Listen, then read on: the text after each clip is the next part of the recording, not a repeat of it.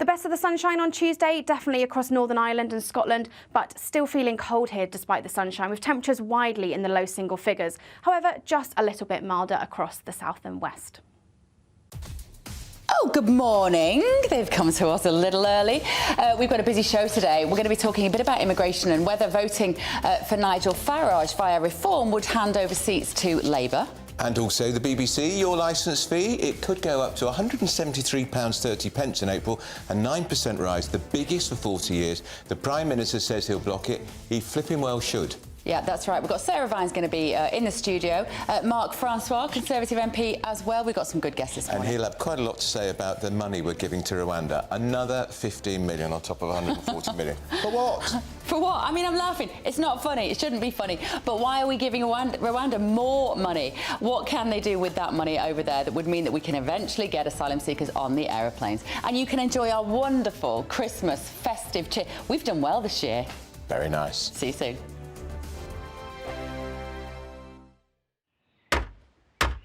Who is it? We're here for the show. Welcome to the Dinosaur Hour with me, John Cleese. I was married to a therapist. And you survived? I thought we were getting Hugh Laurie. Second best. You interviewed Saddam Hussein. What's that like? I was terrified. I'm playing strip poker with these three. Oh! No, thank you. My CDs need to be put in alphabetical order. Are you going to be problematic again? The Dinosaur Hour. Sundays on GB News.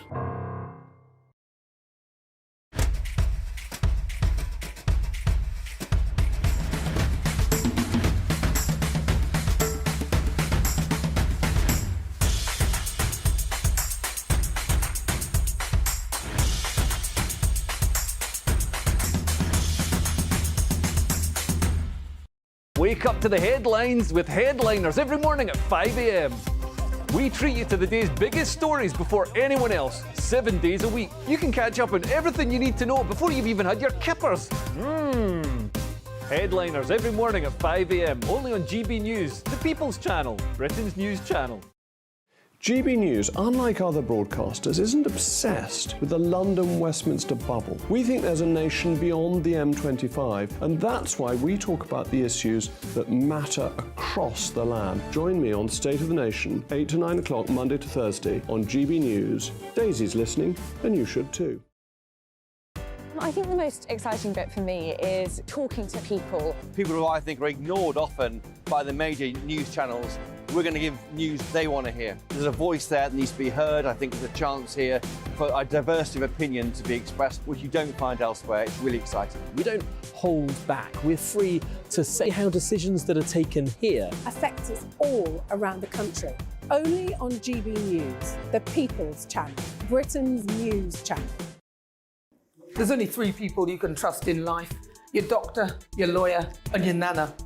I'm not sure. So join me, Nana Aquare, at 3 p.m. every Saturday and Sunday, where we discuss the biggest topics of the weekend. Be ready for battle. Could you be quiet? What is this? It's my new teeth. It's your new teeth. I don't bite. Well, not without a good reason. Always honest, always fun. Every weekend at 3 p.m. on GB News, the People's Channel, Britain's news channel. Your weekend starts here with Friday Night Live with me, Mark Dolan, 8 till 9 on GB News. Big stories, big guests and big laughs as we get you ready for a cracking weekend. That's Friday Night Live with Mark Dolan. Fridays 8 till 9 on GB News. Bring your own drinks. The admission's free. Tired of the usual focus-tested, pre-prepared Westminster runaround? Well, so am I. So you want higher taxes? Is your department to blame for this? Are you rethinking this policy? Every Sunday at 9:30, I'll be sitting down with those in power to get the truth about the issues affecting you. Let's be honest, we've known about the cost pressures of this project for years, not months. That's the Camilla Tominey Show, a politics show with personality. On GB News, the People's Channel, Britain's news channel.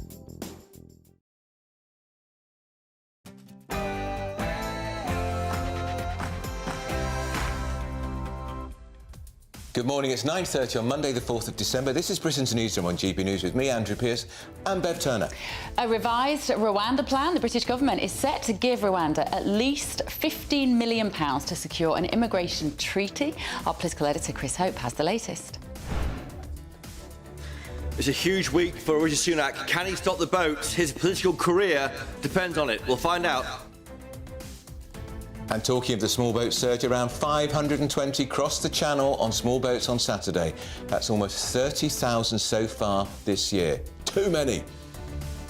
And Sunak takes on the BBC. The Prime Minister has warned the Beeb that he will block plans to increase the licence fee next year, a hike that would see the cost reach a 40-year high. And is Nigel Farage going to go Tory? The Prime Minister hinted Nigel Farage would be welcome to rejoin the Tories, calling the party a broad church. Does it feel inevitable after Stanley Johnson said on this show last week? The Conservatives ought to open their arms to Nigel Farage instead of taking a standoffish attitude, because I think we cannot afford to have a man of that talent not in our camp at the next election. And, of course, Nigel Farage is currently in the final week in the jungle on I'm a Celebrity. Voting is open to make him king. And he's got this message for all of you. I'm asking you to vote Remain. No, seriously, vote for me to remain in the jungle. Now, the easiest way to do it is to get the I'm a Celebrity app. That gives you 5 free votes. Or you can phone or text.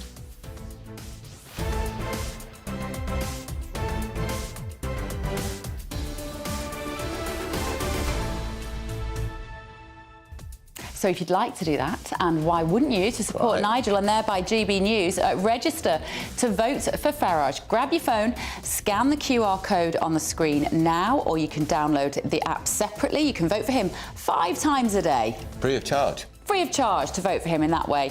I think you can also do the texting and the calling and whatever else, but this is the most straightforward way probably to do it. Wherever you get your apps from, upload the app, the I'm a Celebrity app, on your phone, or scan that code on your camera phone right now, and let's make Nigel king of the jungle. You've got to vote for him.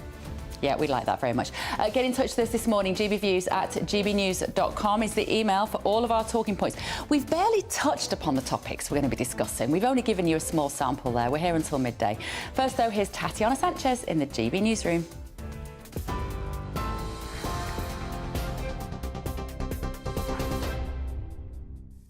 Thank you and good morning. This is the latest from the GB Newsroom.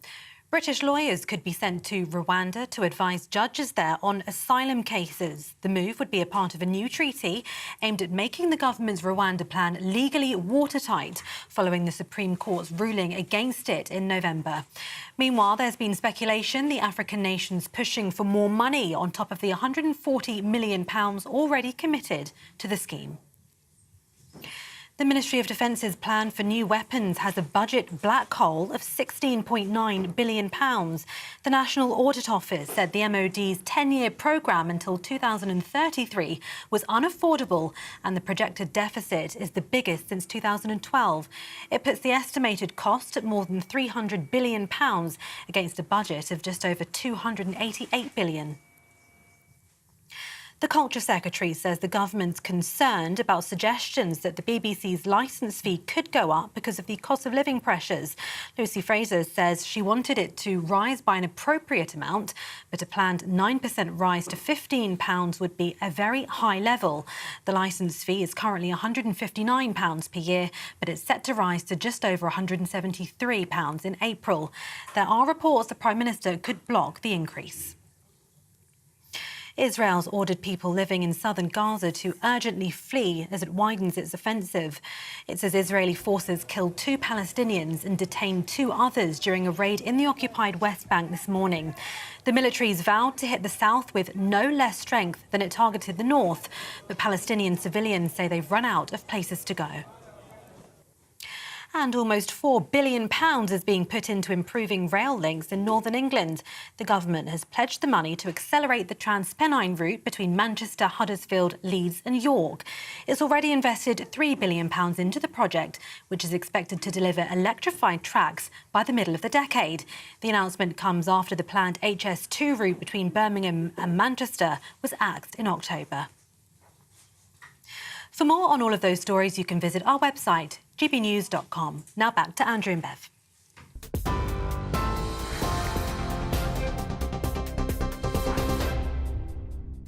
Very good morning. It's 9:35. Cold Monday morning. Well, the BBC, centre of the political agenda this week. It's on the front of my newspaper, the Daily Mail. That's right. Because the Prime Minister is going to block, he says, a 9% rise in the licence fee, saying the corporation has to be realistic about what the public can afford. It will be the biggest rise for 40 years. That's Not right. ever. Yeah, the annual fee is due to jump by almost £15 to £173.30 in April, in what will be the biggest single increase for 40 years. It accounts for 71% of BBC funding last year. So we're asking you, do you think it's justified? Do you know how to get in touch with us? And I don't think it is. Go on, why? Because it's 9%, we're in a cost of living crisis, and a lot of people who pay the licence, a lot of people who don't pay the licence, by the way, 2.8 million people just don't bother. And they're young people because they don't watch a TV, Bev. You know that. You've got teenagers, they watch on their devices, they don't have TVs. Older people in particular have the licence fee, and it's too much. 9%. Pull in your horns, close down BBC Three, nobody's watching it, close down BBC Six, and perhaps bring in some form of subscription. So do you not watch any BBC, or do you listen to any BBC radio? I never listen to BBC radio. I watch BBC drama sometimes. Yeah, there I'm you happy go. to pay. I'm not saying scrap the licence fee. I'm saying we should not give them a 9% rise. Cut your cloth accordingly. Yeah. Everybody else has to. Why do they have to employ 20,000 people? I have a sort of slightly sentimental and romantic relationship with the BBC, I think. What's that face you're pulling, Andrew? And I'm not, for a very non-sentimental person, it is funny, but I think I've often remembered growing up and thinking, isn't it great that we have a channel that doesn't have adverts on it? And I do think we lose that at our peril. We all get frustrated, obviously, by advert breaks. But maybe it is just anachronistic now. It's unrealistic to think that we should be having any sort of broadcaster that doesn't have to rely on a commercial imperative to keep it alive. And there's definitely some waste on there.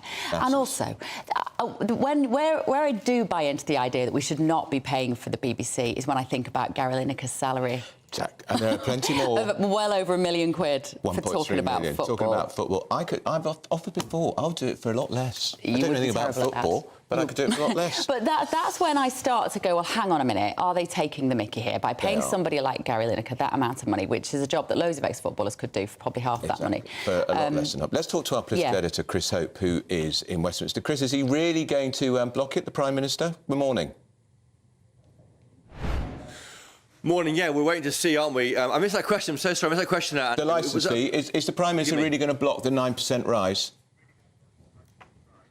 Well, he said these remarks to us on the way to the COP28 event in Dubai into Friday morning. He made very clear that the BBC should cut its cloth. He's been asked about the job cuts at Newsnight, this BBC Newsnight programme, and whether they felt that was appropriate. He said that they should cut their cloth. I mean, he recognised the issues of the cost of living crisis. I'm not sure they can block it, Andrew, because it's independent of the government, the BBC. But it's very hard, I think, for them to push it through if there's opposition from the government. And as you say, any of these charges are quite a lot for many families on smaller budgets to take. So I think he's concerned, and that's a shot across the bows ahead of the April increase. We're hearing this chatter. In fact, it was Stanley Johnson who talked about it on this show last week, Christopher, about Nigel Farage coming out of the jungle and then on his renewed wave of popularity joining the Conservative Party. Now, it's caused a bit of a Twitter storm yesterday with a lot of Nigel Farage and Reform UK fans, actually, saying that if Nigel did that, he would be letting them down. What are you hearing in Westminster? Well, that was actually my question to the Prime Minister, because I saw what Stanley said on your programme. So I asked the PM outright, is Mr Farage welcome back in the Tory party? And he told me on the flight that we're a broad church. Now, he wasn't referring to a David Tennant mystery drama when a body's found on the beach in Dorset. He was referring to the fact the Tory party is wide open for the kind of values that Farage holds true. He went on to talk about we are now a party of tax cutters. Because what's happening is you're seeing the Reform Party. Richard Tice is, of course, the presenter of GB News. He runs Reform. Farage himself is the lifetime president. They are getting more and more support because the Tory party is seen to be centrist, too centrist for many voters and supporters.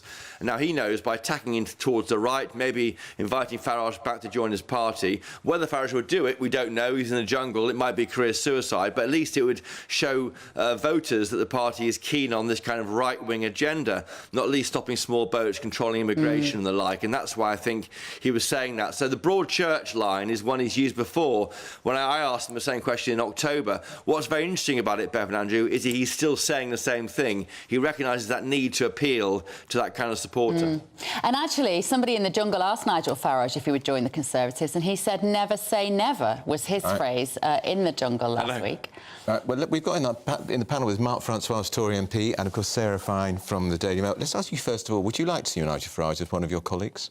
Well, look, Nigel's a rock star in British politics, whether you like it or not. And I wrote in my little book, Spartan Victory, about Brexit, that if he'd never been born, we'd still be in the EU. I believe that... Sometimes it feels like we still are. But, I mean, I believe if he hadn't been born, we'd still be in.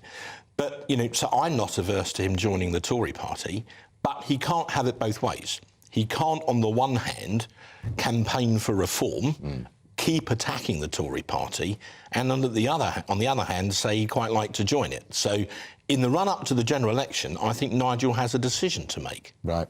Sarah Vine. Well, I think Nigel is not a team player. I think he's a disruptor. I think he's very good at what he does, and he's very much a single issue person. I think he would find it very difficult trying to toe any sort of party line, and I think the Tories would find it very difficult trying to get him to toe any party line. So I mean, I think it's really just a bit of showbiz. But I mean, and you know, as you know, because you were on the right of the party, it's very difficult in the current circumstances to get any of the sort of more right-wing policies even on the table. And so I think Farage would find it very frustrating. And the Conservatives have said, Sarah, haven't they, that a vote for Nigel and/or reform, well, it will as split. it was, it will split the Tory vote, yes. Because because I think the Tory vote is already going to face problems because it's going to be split between Lib Dems, who will be the people who are the more centrist Tories, who can't bring themselves to vote Labour, but who are really annoyed with the Tories because they just don't see them doing any of the things they should be doing, and reform on the more right-wing, sort of red wall, the people who are very concerned about things like immigration, they will feel the Tories have let us down, therefore we're going to vote for them. So I think the Tories have got a huge problem. Have they got a problem if Rishi Sunak doesn't block this rise in the licence fee? The rise in the licence fee is, I think it's the whole BBC thing is a complete case of mismanagement on behalf of the BBC. The BBC, I remember meeting with the then DG of the BBC about 10 or 11 years ago and saying, there's a digital revolution coming, you have to stop thinking of the licence fee as something that is attached to a television and realise that it needs to be attached to a login. And so if all the people who were logging in on their phones and listening to BBC Sounds and watching iPlayer and stuff, if they all had to put in a licence fee and, you know, a number, an ID, and then to prove that they'd paid, the BBC wouldn't need to get this pay rise because they would be able to fund it properly. And what they've done is, it's because they've refused to modernise, they've refused to listen to anybody, just assuming that they can carry on as they are. And now they're in a situation where they don't have enough money. I am a little bit with you, Bev. I grew up in Italy, which was run by commercial television. I grew up with Silvio Berlusconi's idea of what to watch on television, which was basically housewives taking their tops off and jiggling their breasts around. Coming this week on GB News. You know, I understand. I think the BBC is a huge cultural. You know, it's a patrimonium. It's totemic, isn't it? It really is. People who grew up with it, if you didn't grow up with it, you don't realise quite how precious it is and how brilliant some of the things that it does are. You know, you don't get those historical programmes, you don't get the dramas, you don't get the depth of all of those things the BBC does so brilliantly, and it would be really stupid of us to shoot ourselves in the foot and get rid of all that. But I wouldn't argue for that. I'd say so you could rationalise it. You don't need BBC 6, you probably don't need BBC 3, But I think the thing about BBC is that it is an ecosystem. And a lot of those things like BBC 3 feed BBC Two, BBC One, if you see a lot of the really good shows that come on to our television mainstream, that, you know, you'll find that They the people who started on wrote Three. them, who were in them, they all started on the little fringes. So it's not as simple as that. I'm really happy to pay my licence fee, but I think that it needs to be extended to everybody watching it. It needs to be extended to all mobile devices. And the other thing that the BBC could do, which it hasn't done, is if it got its act together, it could get people abroad watching it. So my parents, for example, who live in Italy, can't watch the BBC because they're blocked from logging into it. Crazy. And there should be international logins. I bet you would have a whole global audience out there who would be delighted to be able to watch. Well, we have Antiques we have the Roadshow. BBC World Service. We have, you know, BBC World News. Look, the licence fee is a poll tax, which is paid by people, including pensioners, regardless of whether you watch the BBC or not, right? And in an age of pay as you go, it's becoming somewhat anachronistic. I understand about, you know, the role of the BBC historically as a cultural institution. I have some sympathy with that. I mean, as a Brexiteer, I have a long-term relationship with the BBC, but romantic is not the word that I would choose to use. But here's the problem. You know, Tim Davie is the Director General of the BBC. He doesn't run the organisation. His writ doesn't run. He was faced down by Gary Lineker. He was. And he backed off. And it used to be that BBC stars, talent, as they say, had to remain politically neutral. The talent refused to play and the Director-General surrendered. So let's be honest about the organisation that we're dealing with, and let's drop the fantasy that it's politically neutral, because no grown, sentient adult in this country believes that anymore. On the licence fee, sorry, CPI inflation now, what, 4.8%? Yeah. Cost of living crisis, it's completely inappropriate that the BBC, against that backdrop, asks for an increase of 9% just because they made a couple of good drama documentaries down the years. They should cut their cloth like everyone else. But how though, Mark? This is the thing. Where do they make? Well, part of the problem is the management aren't in charge of the organisation for the reason I've just given. What do you mean? Well, you've got a kind of marzipan layer in the BBC whose views are, how shall I put it, very liberal. They control most of the programming. They control most of the editorial, you know, within the BBC, an organisation that still can't bring itself to call Hamas terrorists. God, I saw that again last night. You know, if these people want more of our money, just like any other department of government, they need to prove that they can spend it properly. And you've got an organisation whose management aren't actually in charge. We've got to talk to you while we're here, because time's always precious. Rwanda. Another £15 million is going to Rwanda. They've already had £140 million, Mark. Now, I was under the impression that the government was bringing forward the bill or the legislation, whatever they was supposed to be brought out last month. No sign of it yet. The unease on the Tory benches is growing. Tory MPs I talked to said, if we don't sort this, we're going to lose the election, and deserve to. What's happening? Well, let me give you some feedback from the front line. I tend to go out canvassing in my constituency twice a month. Yeah. I was out in the cold on Saturday morning, and I got some pretty direct feedback on this, you know, in Essex patois, from my constituents. The boats and immigration came up again and again and again. We had a bit on the cost of living crisis, we had a bit on the NHS, but that was by far and away the market leader. These people want the boats stopped. And if it's complex because of the ECHR, they expect us as legislators to work through that, to come up with a solution, right? And Rishi promised to stop the boats, but as Lee Anderson very bluntly pointed out a few weeks ago, well, he hasn't, has he? So we've probably got one more chance. And what we need in order to make this work is what's called a notwithstanding clause. What that means is you say, notwithstanding the ECHR, in this one scenario, in the cross-channel scenario, the ECHR will not apply. So you're not withdrawing from the whole ECHR. You're just saying, in this particular set of circumstances, the Strasbourg's court's writ will not run. You could have done that last time. Well, we've had two goes at this before. We had The Nationality and Borders Act, many people wanted a notwithstanding clause in that. We didn't do it. We had the Illegal Immigration Act. Many people wanted it in that. Including Suella Braverman, the then Home Secretary. Indeed. She lost an argument with Rishi on that. Now it's 3 strikes and you're out, Andrew. If we don't make this legislation work, the public will stop listening to us. Before I bring Sarah in, I want to ask you a very important thing. I noticed today, or was it yesterday, the new Conservative Home League table of what Tory voters, Tory members think of cabinet ministers. Yes. It's a popularity. Yes. The Prime Minister has plunged to last place. That's amongst Tory faithful. Who's at the top of it? Kemi Badenoch. Yeah, Penny just a close second. So this is a poll by Con Home, which is the sort of Tory party fanzine it's their Christmas website. Party tonight. Be a big affair if Rishi turns up. Well, I'm going to be there. I will too. So where are you on it? I think that was at me. I'm not in the cabinet. It's a poll of cabinet members. Yeah. So the Prime Minister's at the bottom.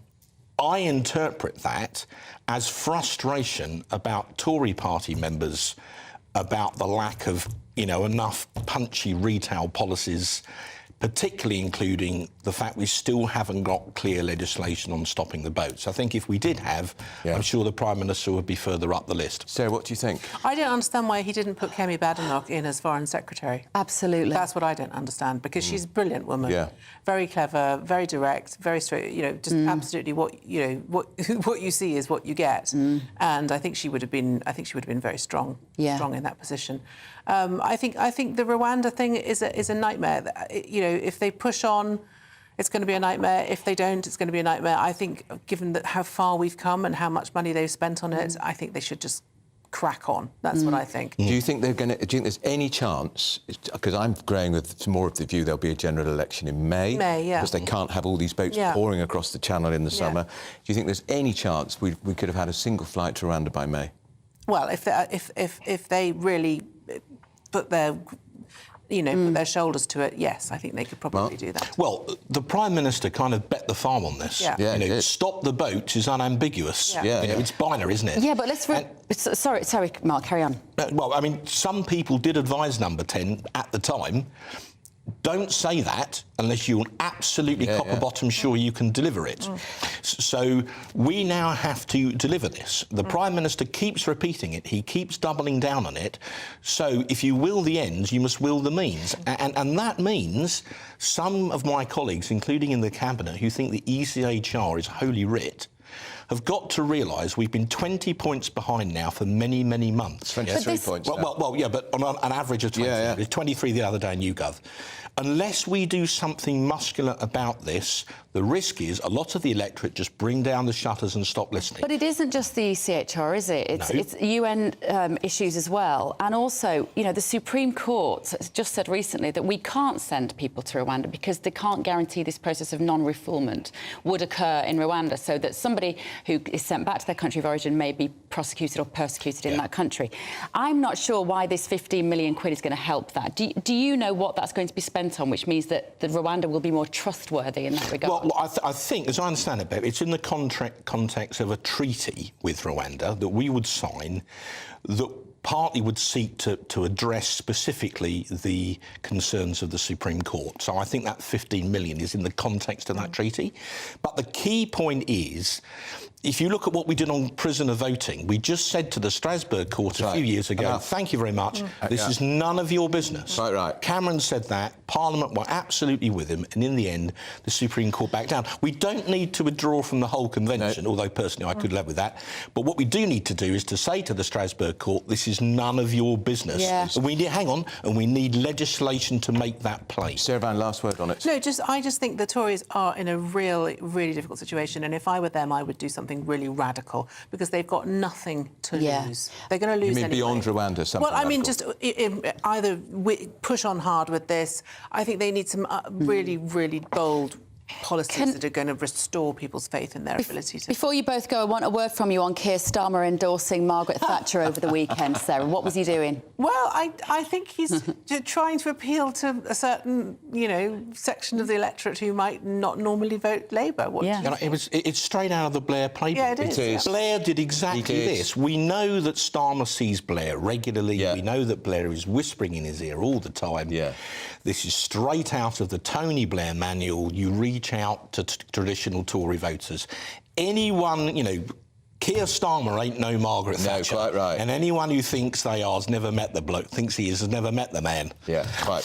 Completely agree. OK, thank you both. Yeah, she stuck to her guns, of course, Mrs Thatcher, unlike Keir Starmer. I say what I mean, Sarah and Mark, I mean what I say. Let us know your thoughts this morning, and in just a moment we're going to be talking to an international human rights lawyer to tell us why he thinks this extra money might see planes taking off. This is Britain's Newsroom on GB News. A brighter outlook with Box Solar, sponsors of weather on GB News.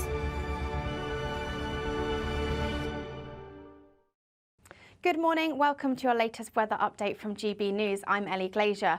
It's another cold and frosty start this morning across parts of Scotland and Northern Ireland, with temperatures well below freezing for many of us. But further south, a much wetter picture this morning. Rainfall totals really starting to build up across parts of England and Wales, perhaps causing some travel disruption this morning. And this rain likely to turn to snow across the hills of Wales, the Midlands and into northern parts of England as well. The best of the sunshine today across Northern Ireland and parts of Scotland, but still feeling cold despite that sunshine, with temperatures widely in the low single figures. However, just a little bit milder under all that cloud and rain in the south and west. That cloud and rain continues to affect much of England and Wales overnight tonight and into tomorrow morning, continuing to turn to snow across the high ground of the Pennines, and some heavy rainfall likely, particularly across the southeast later through Tuesday morning. Clear skies again across Northern Ireland and particularly across Western Scotland, where it will turn cold again. We could see -6 to -8 across Scotland. However, just staying a little milder under that cloud and rain in the south.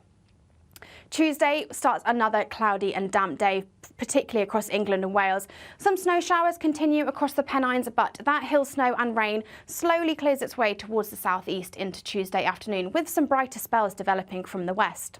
The best of the sunshine on Tuesday, definitely across Northern Ireland and Scotland, but still feeling cold here despite the sunshine, with temperatures widely in the low single figures. However, just a little bit milder across the south and west.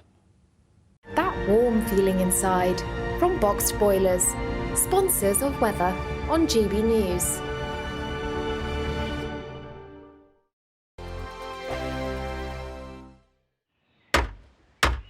Who is it? We're here for the show. Welcome to the Dinosaur Hour with me, John Cleese. I was married to a therapist. And you survived? I thought we were getting Hugh Laurie. Second best. You interviewed Saddam Hussein. What's that like? I was terrified. I'm playing strip poker with these three. Oh! No, thank you. My CDs need to be put in alphabetical order. Are you going to be problematic again? The Dinosaur Hour. Sundays on GB News. Good afternoon, Britain. Good afternoon, Britain. Join us, Tom and Emily, To find out what's happening in the heart of Westminster. and why it matters to you. Weekdays from midday, we bring you the most compelling stories from across the United Kingdom. And from your doorstep to our inbox, That's right, we want to hear from you. GB News. Britain's news channel. I think the most exciting bit for me is talking to people. People who I think are ignored often by the major news channels. We're going to give news they want to hear. There's a voice there that needs to be heard. I think there's a chance here for a diversity of opinion to be expressed, which you don't find elsewhere. It's really exciting. We don't hold back. We're free to say how decisions that are taken here affect us all around the country. Only on GB News, the People's Channel, Britain's news channel. I'm Michelle Dewberry, and I'm not here to tell you what to think. I'd much rather hear what you have to say. So send in your opinions to gbviews@gbnews.com. Keep them clean, and you never know, I might read them out.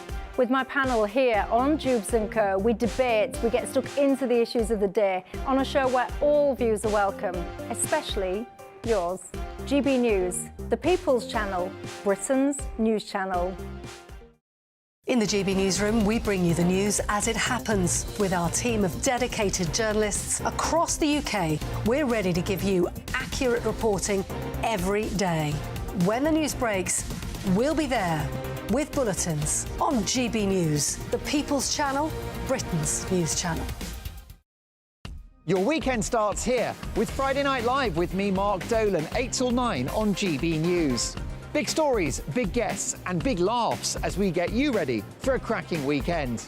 That's Friday Night Live with Mark Dolan. Fridays 8 till 9 on GB News. Bring your own drinks. The admission's free.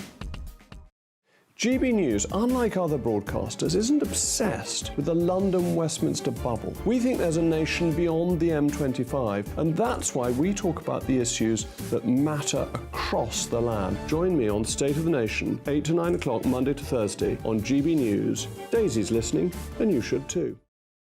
Tired of the usual focus-tested, pre-prepared Westminster runaround? Well, so am I. So you want higher taxes? Is your department to blame for this? Are you rethinking this policy? Every Sunday at 9:30, I'll be sitting down with those in power to get the truth about the issues affecting you. Let's be honest, we've known about the cost pressures of this project for years, not months. That's the Camilla Tominey Show, a politics show with personality. On GB News, the People's Channel, Britain's news channel.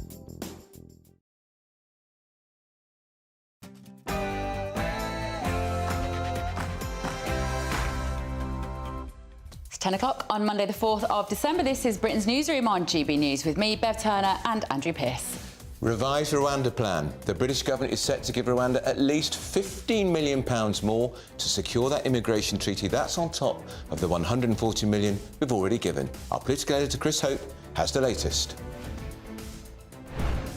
It's a big week for Mr Sunak. Will he get his plan right for Rwanda? His political career is starting to hinge on it.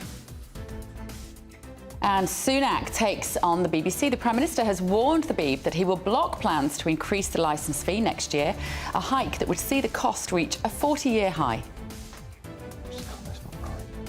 Has COP28 been a cop-out? The climate summit is under fire as the organising president says there's no science behind demands for the phase-out of fossil fuels. He's the head of Abu Dhabi Oil. And Thatcher backlash. Labour leader Sir Keir Starmer has upset many people in his party for praising Margaret Thatcher for bringing meaningful change during her time as Prime Minister. And of course, Nigel Farage in the last week in the jungle, and I'm a celebrity. Voting is open to make him the king. He's got this simple message for you. I'm asking you to vote Remain. No, seriously, vote for me to remain in the jungle. Now, the easiest way to do it is to get the I'm a Celebrity app. That gives you 5 free votes. Or you can phone or text.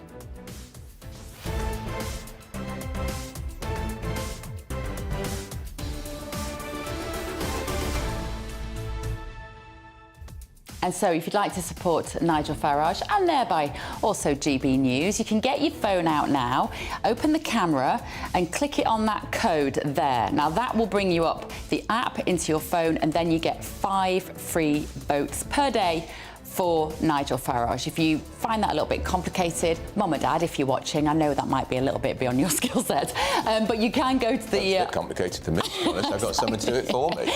Find a young person to do it, or failing that, you can go to the I'm a Celebrity website. And I've no doubt we've probably got the link on the gbnews.com website as well. Let us know your thoughts as well this morning. I'm sure you can use email. gbviews@gbnews.com is the message, to send us a message this morning, get in touch with any of the topics we're talking about. First, though, here is Tatiana Sanchez in the GB Newsroom.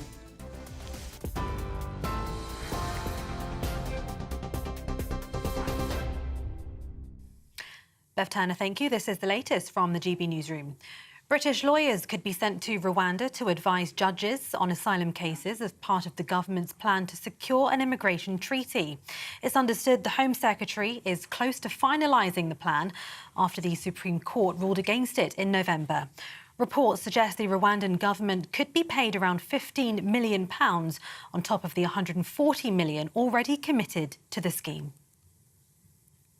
The Ministry of Defence's plan for new weapons has a budget black hole of £16.9 billion. The National Audit Office said the MOD's 10-year programme until 2033 was unaffordable and the projected deficit is the biggest since 2012.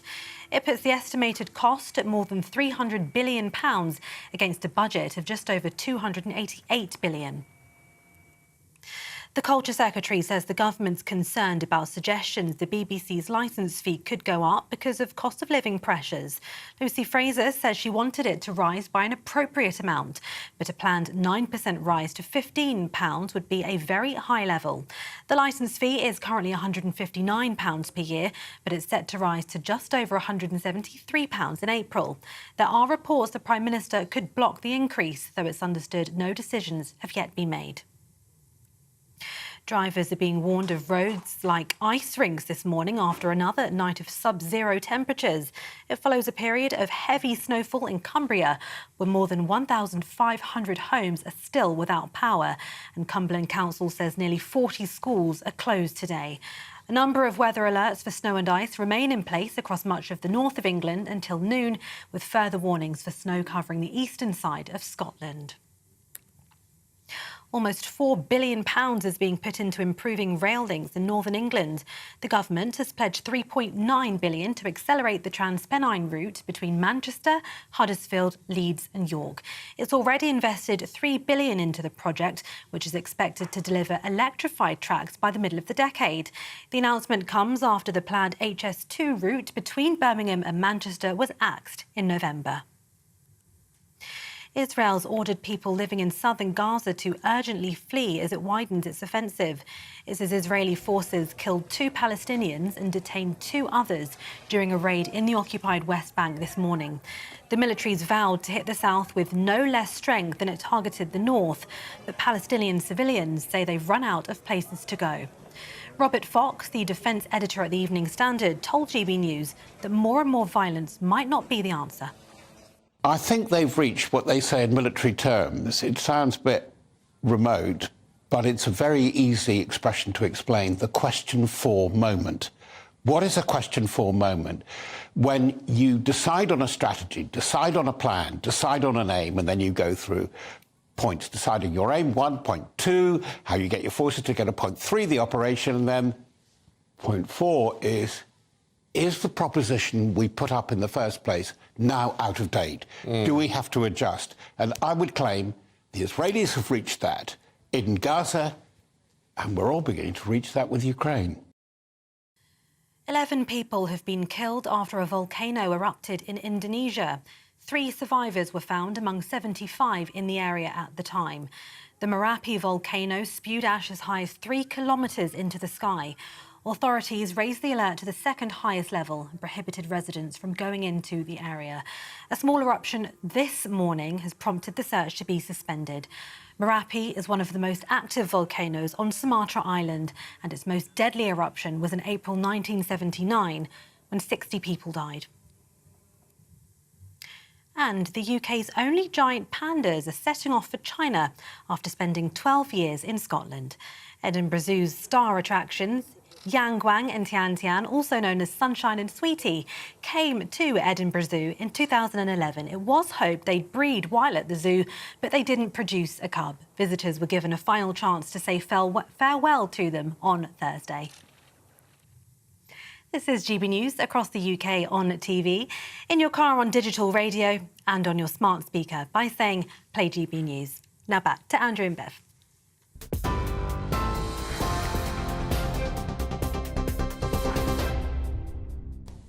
Good morning. It's 10:07 on Britain's Newsroom this morning.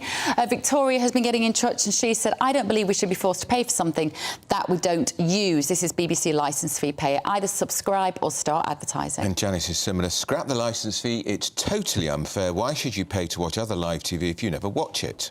Judy has said, I think it's an awful lot of money to pay for continuing repeats. I never watch the BBC and I still pay for subscriptions. It's the best way you can go. People who watch it should pay for it. Whether Nigel Farage joins the Tories or not, the Tories appears to be losing support. Elizabeth says, I'm a lifelong Tory voter, not anymore. I'm going to vote reform. They're up to 10 or 11 points in the polls. Yeah, thank you. John, you have got in touch to say my large family are all Conservatives of a lifetime, and Farage in the party is their only way of getting our votes now. If Farage is in the cabinet, then the Conservatives would win big time. Wow. Are you listening, Prime Minister? Yeah, probably not. That was interesting what you were saying. What do you mean probably not? I'm sure he's got nothing better to do on a Monday morning, Yes, Andrew, than sit and watch us. But what you were saying then about Rishi Sunak's popularity in the Conservative home poll. So Conservative, it is the Bible of Tory voters and Tory party members, and they do a monthly poll. Kemi Badenoch soared to the top, Sarah Byrne making the point. She'd have made a Foreign Secretary rather than bringing back tired old retread David Cameron. And the Prime Minister, bottom. Or Home Secretary. I'd quite like to see Kemi Badenoch as Home Secretary. Yeah, would have been interesting, yeah. But yeah, then he couldn't have brought back David Cameron if he made a Foreign Secretary. Exactly. Anyway, keep your emails coming in, gbviews@gbnews.com. The other big story this morning, the government is set to give Rwanda around another 15 million quid to secure an immigration treaty. Remember, we've already given £140 million of taxpayers' money. The Home Secretary, James Cleverly, will soon fly to Kigali to seal the deal. So Chris Hope is our political editor, and he can tell us more. Chris. That's right. That number is contested by the Home Office today. They say the £15 million to sign this Rwanda treaty is not requested nor being offered. But there's no question more money is probably set aside. We know that £140 million is up until the start of this financial year. More money will probably have gone towards Rwanda this year. What's happening here is the government's got to reassure courts that if illegally arrived migrants go back to Rwanda and have their right to stay processed there, they can't be sent back to the country they were fleeing from. That would be against their human rights. And that's why this money, there may be that we have UK lawyers in courts in Rwanda to make that happen. But it's a massive week, Andrew and Bev, this week for the PM's pledge to stop the boat. Don't forget, that's on one of his main slogans this year. It hasn't happened. He's been frustrated by the Supreme Court.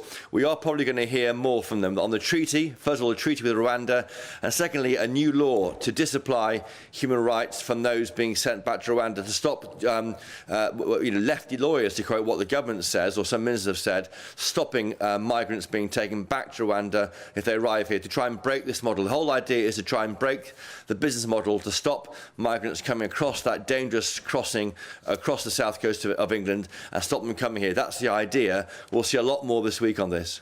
All right, that's Chris. So joining us now is Sir Bob Neal, who's chairman of the House of Commons Justice Select Committee. Sir Bob, morning to you.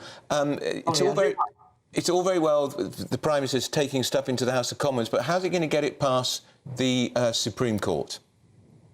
Well, by making sure that we comply with the law. And the Supreme Court's judgment, actually, I think was perfectly reasonable on the law and the facts. What the Supreme Court said was, in principle, yes, you can do this. They didn't find it was unlawful to process asylum applications offshore. What they said was, on the evidence we've currently got, which actually dated back to September 21, that Rwanda wasn't a safe country. And they set out, I think, about 5 or 6 specific areas that raised concern with them on that. Now, I think what they're doing, what the government's working on at the moment, are specific ways of actually addressing precisely those deficiencies that the Supreme Court found. So we can say, yeah, people will be properly processed out there. They will have due process. It will be safe. That's a sensible way forward, in my mind. And your colleague Mark Francois was with us just a moment ago, Sir Bob, saying that the government has to ensure they have a notwithstanding element to it, notwithstanding the European Court on this specific issue, just as we did with prisoners' votes, exclude them from any deliberation on the issue of Rwanda. Would you support that? Not in that form, but I think there is a way which we could make it work. There's a rather more important difference, actually, Andrew, that needs to be drawn. This is not, in fact, significantly like the prisoner voting case. The prisoner voting case was a pretty small area where the UK didn't actually derogate from the European Convention on Human Rights or from the judgment of the court. It simply said we are not going to enforce this because we put it to the House of Commons, and the House of Commons rejected the idea of blanket prisoner voting. In fact, after a little bit of toing and froing, there was a compromise and a deal was done, and it went away. Now, this is a situation of a different magnitude, obviously, because stopping the boats is really important. I think there are ways in which you can restrict the abuse of appeals, which has sometimes happened. And for example, it is perfectly possible to look, once we've got all the ducks in a row factually, to say you can't be challenging a decision of Parliament that the process shouldn't be run in a repeat manner. But what you can't do, realistically, Andrew, is legislate. Parliament can say day is night, but it doesn't alter what you see outside the window. So the key thing to do is actually get the facts right on the ground so we actually can get people. Bob, it seems like Rishi Sunak has basically placed all his chips on the Rwanda plan. And indeed, in Suella Braverman's resignation letter, she said that there was no plan B. She didn't resign, did she? Didn't she get the push? Yeah. In her goodbye letter, thanks for sacking me letter, she basically said, we don't have a plan B. You've got everything is staked on Rwanda. Do you still think that's the right way to go? So Keir Starmer's been making a bit of noise about the fact that he would prefer to clamp down on the human trafficking gangs. I don't think there's one single silver bullet in this, actually. And I think James cleverly got that right when he said you shouldn't think that Rwanda, I think his phrase was the be-all and end-all. I think I'd say is you've got to have more than one tool in the box to deal with this. What has been pretty successful has been the deal that we did bilaterally with Albania on return agreements. Yeah. Clever is working on more of those. I'd certainly encourage that. I certainly think, too, there is merit in working with our opposite numbers over the other side of the channel on the gangs. I think, actually, don't always agree with Keir Starmer, but there's sense to be pursued in that. I think the other thing that we're not doing anything like enough of is speeding up the processing of people when they get here. Yeah. Because hopefully the system is being spun out. So what I suggest we do, and I've said this before, is we need to be getting more people in the Home Office Investigations Department looking at this. Let's use some retired police officers, others with investigative powers to pick up the Home Office capability. Let's then put some money into getting trained up part-time immigration tribunal judges who can also then be processing the cases. Our committee, went to the Immigration Appeal Tribunal at Hatton Cross. One of the frustrations there the judges have was, time and time again, the case comes up and the Home Office aren't ready. They haven't got their files together. So let's crack that stuff, the actual practical day-to-day procedural things as well.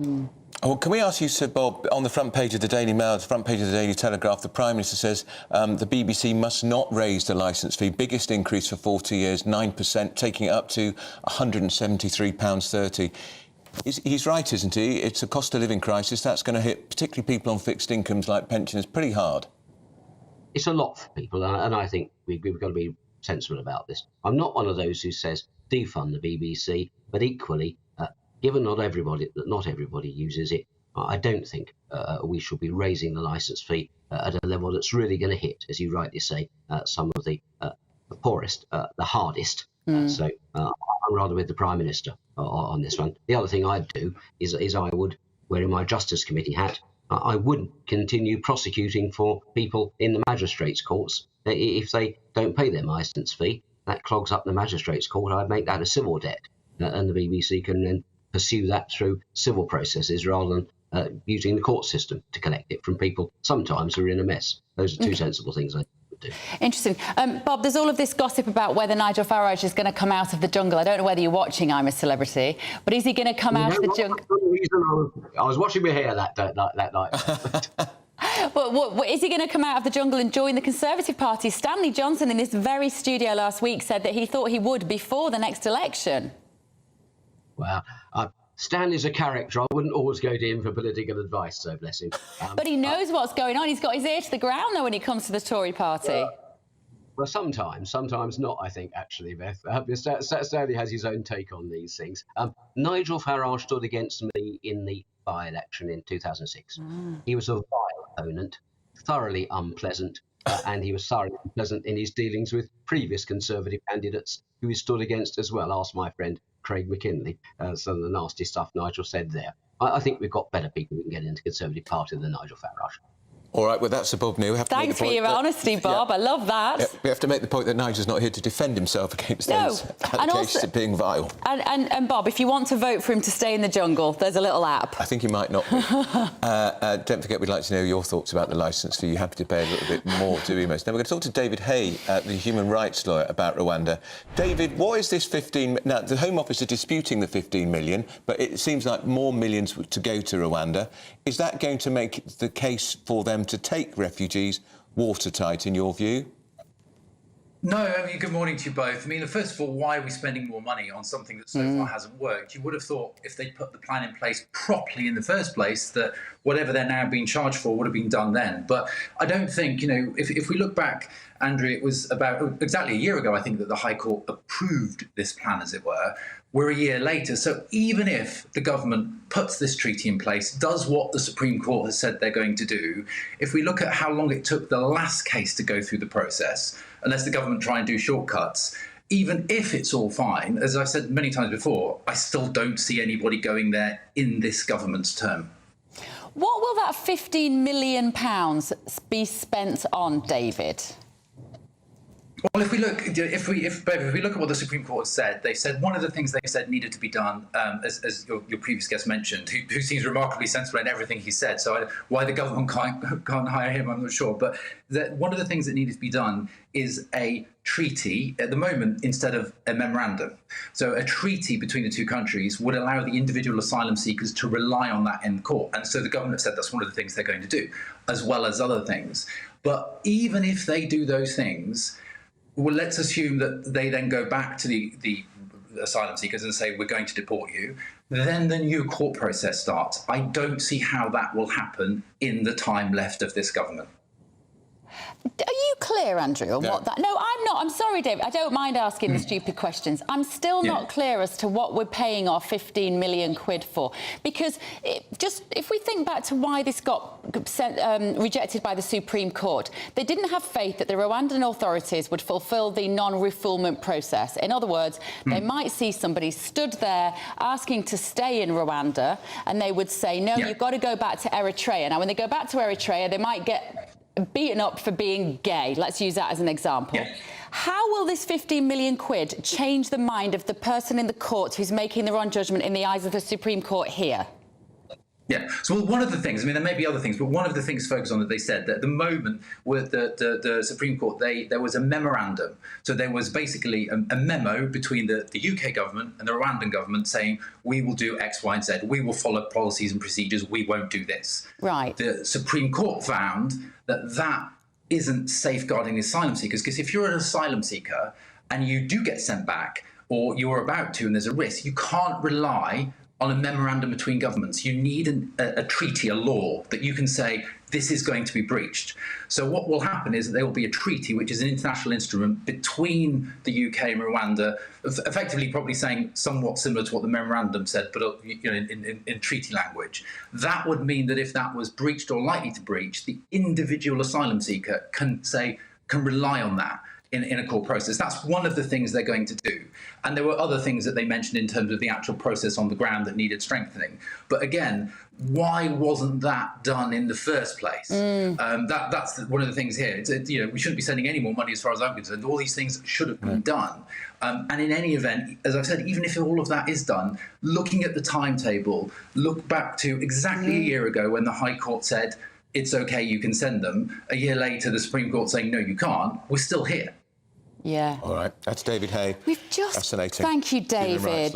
Honestly, sometimes I wish I'd been to law school to understand this stuff in a bit more detail, but I just think we've got to scrap it now, haven't we? Haven't we just got to put a big line through the Rwanda plan? Well, they can't, because it's the only hope he's got now of stopping the boats. Now, still to come. So Keir Starmer is in trouble for praising Margaret Thatcher this weekend. He's facing quite the backlash. We're going to be talking to a former advisor to Margaret Thatcher, see if he thinks Keir Starmer's got a touch of the Iron Lady about him. This is Britain's Newsroom.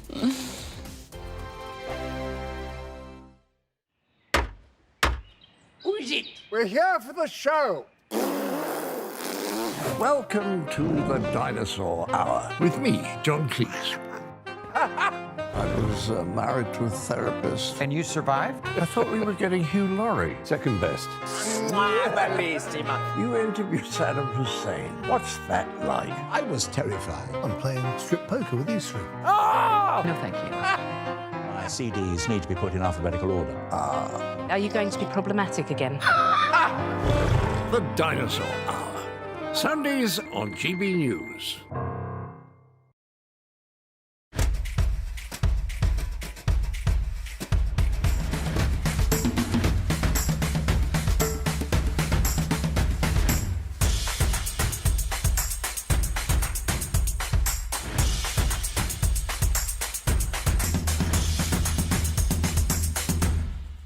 Wake up to the headlines with Headliners every morning at 5 a.m. We treat you to the day's biggest stories before anyone else, 7 days a week. You can catch up on everything you need to know before you've even had your kippers. Headliners every morning at 5 a.m. only on GB News, the People's Channel, Britain's news channel. GB News, unlike other broadcasters, isn't obsessed with the London-Westminster bubble. We think there's a nation beyond the M25, and that's why we talk about the issues that matter across the land. Join me on State of the Nation, 8 to 9 o'clock, Monday to Thursday, on GB News. Daisy's listening, and you should too. I think the most exciting bit for me is talking to people. People who I think are ignored often by the major news channels. We're going to give news they want to hear. There's a voice there that needs to be heard. I think there's a chance here for a diversity of opinion to be expressed, which you don't find elsewhere. It's really exciting. We don't hold back. We're free to say how decisions that are taken here affect us all around the country. Only on GB News, the People's Channel, Britain's news channel. There's only three people you can trust in life. Your doctor, your lawyer, and your nana. I'm not sure. So join me, Nana Aquare, at 3 p.m. every Saturday and Sunday, where we discuss the biggest topics of the weekend. Be ready for battle. Could you be quiet? What is this? It's on your teeth. It's on your teeth. I don't bite. Well, not without a good reason. Always honest, always fun. Every weekend at 3 p.m. on GB News, the People's Channel, Britain's news channel. Your weekend starts here with Friday Night Live with me, Mark Dolan, 8 till 9 on GB News. Big stories, big guests and big laughs as we get you ready for a cracking weekend. That's Friday Night Live with Mark Dolan, Fridays 8 till 9 on GB News. Bring your own drinks, the admission's free. Tired of the usual focus-tested, pre-prepared Westminster runaround? Well, so am I. So you want higher taxes? Is your department to blame for this? Are you rethinking this policy? Every Sunday at 9:30, I'll be sitting down with those in power to get the truth about the issues affecting you. Let's be honest, we've known about the cost pressures of this project for years, not months. That's the Camilla Tominey Show, a politics show with personality. On GB News, the People's Channel, Britain's news channel.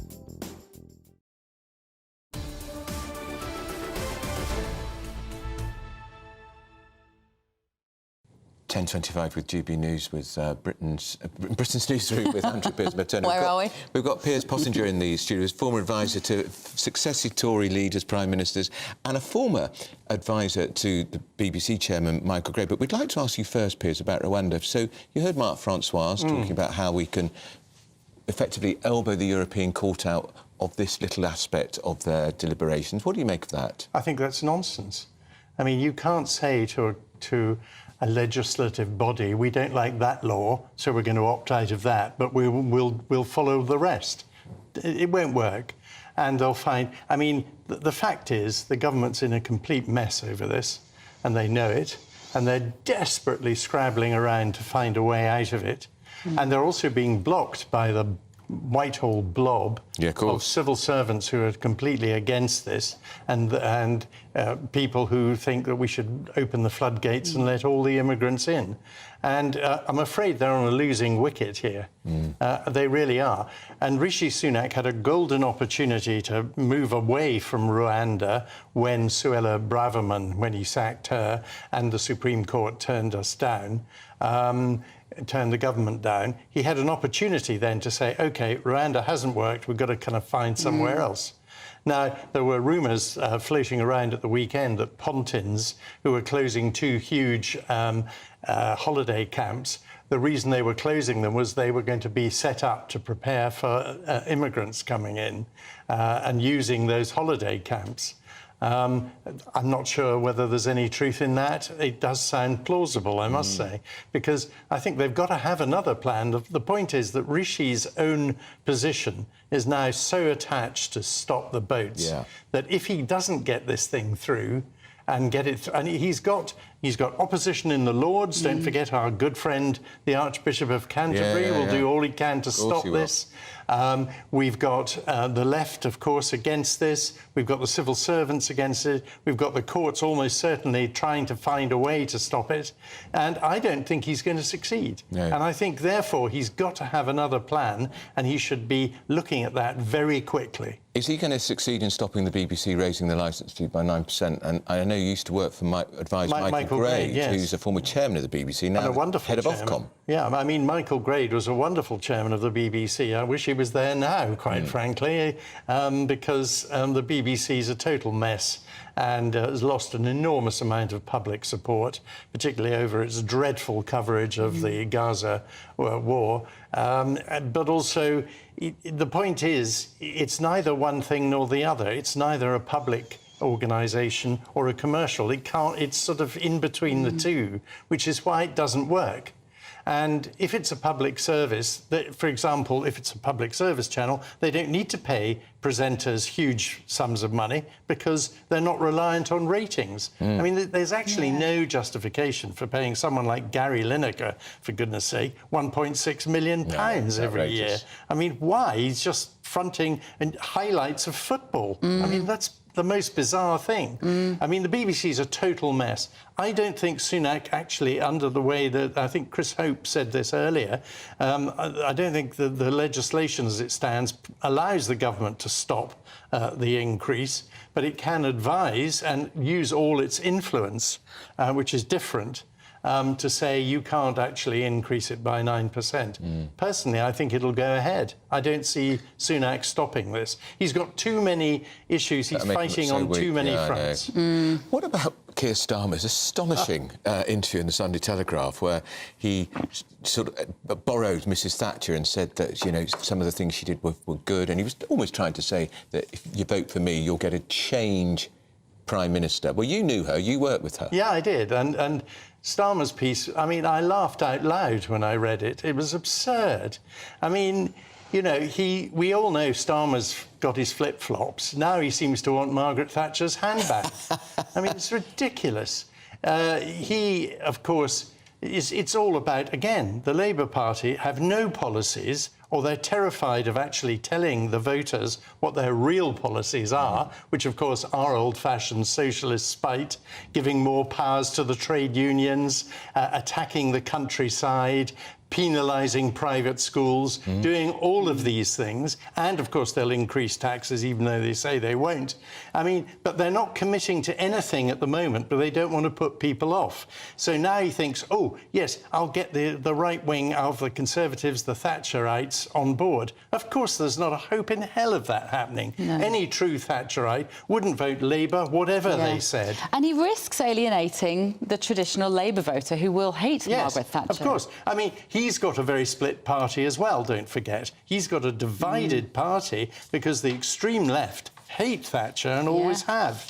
And they, and he's also got the problem with the anti-Semitism. I mean, it's to the voter at the next election, it's a pretty dire choice. And that's why our good friend Nigel, out there in the jungle, is actually holding quite a few cards politically, even though some people won't want to admit it. Well, Nigel Farage could be the key to the next election. Well, but you know that on this very sitting there, Stanley Johnson said last week, getting back before the election, game changer, behind the red wall, particularly. Bob Neal, who was speaking to her, Tory MP, nearly had a heart attack at the very idea of it. But he is a game changer, well, isn't he, Nigel? Well, of course he is, because if you look at the last two by-elections, the majority by which Labour won was the almost exact number of the people who voted Reform, who would normally, you would have thought, voted Conservative. And the other thing is, it isn't the people who voted Labour who were Conservative voters.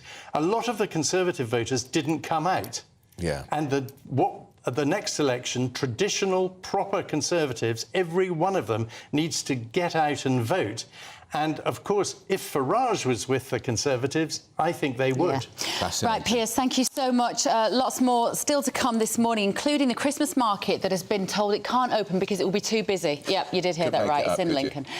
First, though, here is your very latest news with Tatiana Sanchez.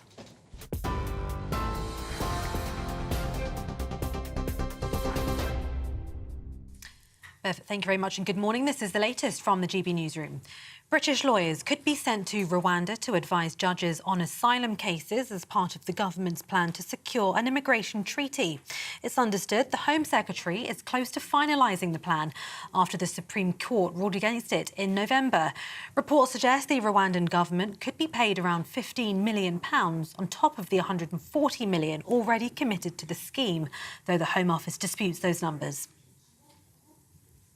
The Culture Secretary says the government's concerned about suggestions the BBC's licence fee could go up amid cost of living pressures.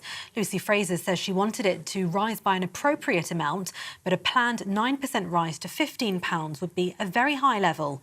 The licence fee is currently £159 per year, but it's set to rise to just over £173 in April. There are reports the Prime Minister could block the increase, though it's understood no decisions have been made. Almost £4 billion is being put into improving rail links in northern England. The government has pledged £3.9 billion to accelerate the Transpennine route between Manchester, Huddersfield, Leeds and York. It's already invested £3 billion into the project, which is expected to deliver electrified tracks by the middle of the decade. The announcement comes after the planned HS2 route between Birmingham and Manchester was axed in October. And it's been a challenging morning for drivers in large parts of the country, with snow and ice causing hazardous conditions.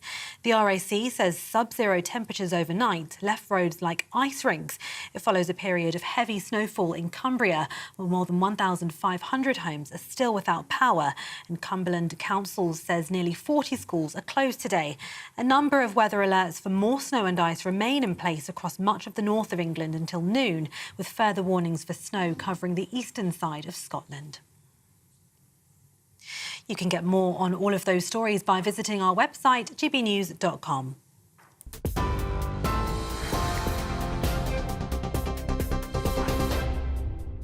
For stunning gold and silver coins you'll always value, Rosalind Gold proudly sponsors the GB News Financial Report. Here's a quick snapshot of today's markets. The pound will buy you $1.2666 and 1.1650 euros. The price of gold, £1,633 and 25 pence per ounce. And the FTSE 100's at 7,498 points. Rosalind Gold proudly sponsors the GB News Financial Report. Still to come this morning, is Sir Keir Starmer for turning? Well, his article in one newspaper this weekend suggested so when he praised the former Prime Minister Margaret Thatcher.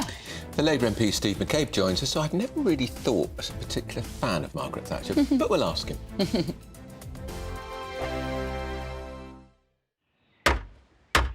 Who is it? We're here for the show.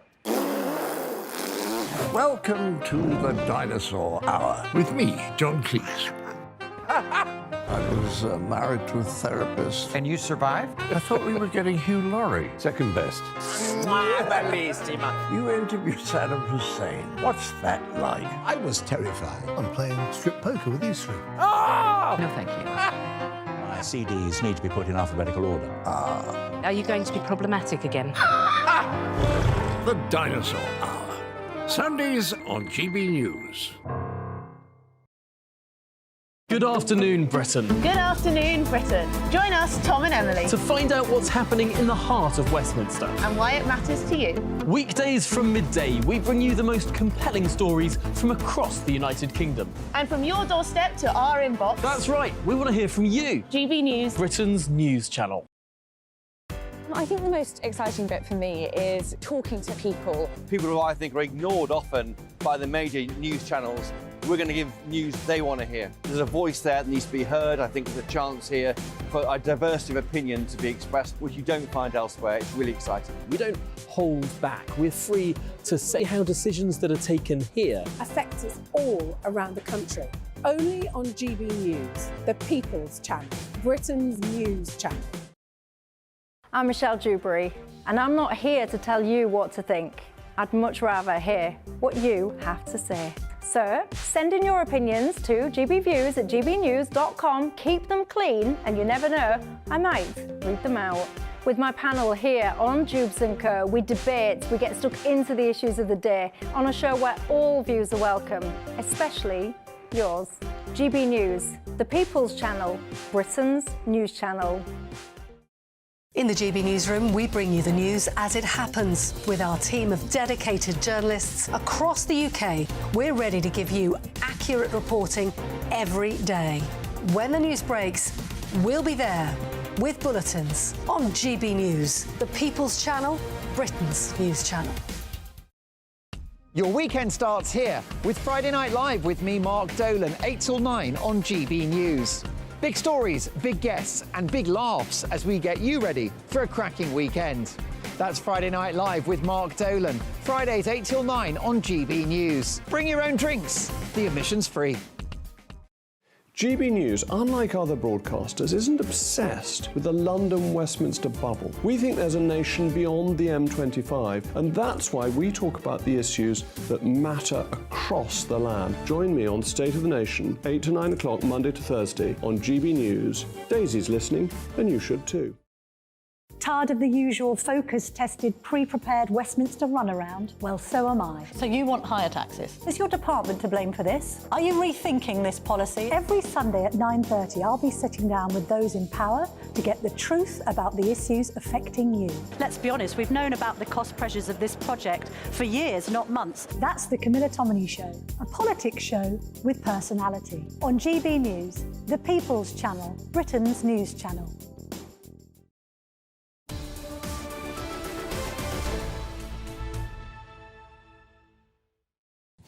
Good morning, it's 10:39 with Britain's Newsroom on GB News with me, Bev Turner and Andrew Pearce. Well, a lot of MPs in the Labour Party have attacked their boss after his praise of Margaret Thatcher. That's right, angry backbenchers warned that he risked alienating traditional supporters and called his attempt to woo Tory voters a fantasy. Well, Steve McCabe is the Labour MP for Selly Oak in Birmingham and joins us now. Steve, morning. Morning. Steve, which part of Mrs Thatcher's policies did you most admire and warmly embrace? Oh, Andrew, you know I loved them all. Well, actually, I think what Keir was saying, if I understood it correctly, he said there were three change-makers, important change-makers in the last century, Clem Attlee, Margaret Thatcher and Tony Blair. And he admired Mrs Thatcher's mission to achieve change. And, you know, you'd be a very strange person if you couldn't acknowledge that. Well, I mean, that's true, Steve. He was saying that there have been prime ministers that have affected change. But surely he knew what he was doing by using the name of Margaret Thatcher and to appeal to some right-wing voters who might feel a little bit politically lost at the moment and then suddenly think Keir Starmer is going to represent their interests. Well, look, I think you have to remember that Mrs Thatcher attracted a lot of Labour voters when she first came to power, in particular, at a time when the Labour Party had very much lost its way and people thought they no longer spoke for them. And I think, quite frankly, we're in a situation at the moment where the Conservative Party has lost its way and where there are lots of people who voted Conservative last time who may be considering a change. And Keir is saying it's perfectly all right to do that. Steve, you may not have read the editorial in the Daily Mirror today. That is your most pro-Labour Party paper. It says Keir Starmer... Haven't yet, Andrew. I'll rush to do so. Right, well, let me tell you what it says. It says Keir Starmer is playing with fire. It says when he talks about Mrs Thatcher's meaningful change of sense of mission, they're talking about lost jobs, poverty, savage Tory economics that threw our readers on the scrap heap. Well, I mean, to be perfectly honest, there were lots of things that Mrs Thatcher did that didn't meet with approval, and I'm not going to try and change that, and nor do I think would Keir Starmer on that. But there were other things that were important. Someone had to recognise that it was time to restructure the British economy. Someone had to recognise that aspiration was not a dirty word. And someone had to drive some of the changes that were essential in Britain at that time. I mean, can you imagine if something like BT had remained in public hands at that time?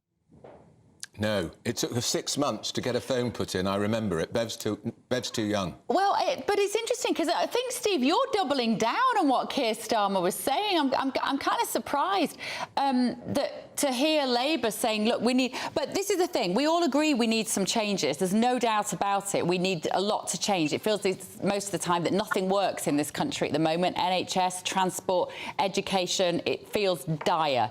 But I think I want to hear from Keir Starmer what he would do. Actual policies rather than just evoking the spirit of Margaret Thatcher. And I don't think we're getting enough of that. Do you? Well, I mean, I think there have been quite a lot of Labour policies of late. I think, is it just today in the Telegraph, Wes Streeting is leading... the Telegraph seems to have developed a liking for Labour. I think it's Wes Streeting is leading on his proposals for community health centres because of the problems at A&E. So we've heard that. We've heard Labour talking about GB Energy. We've heard Labour talking about its skills strategy, about its greening industry strategy.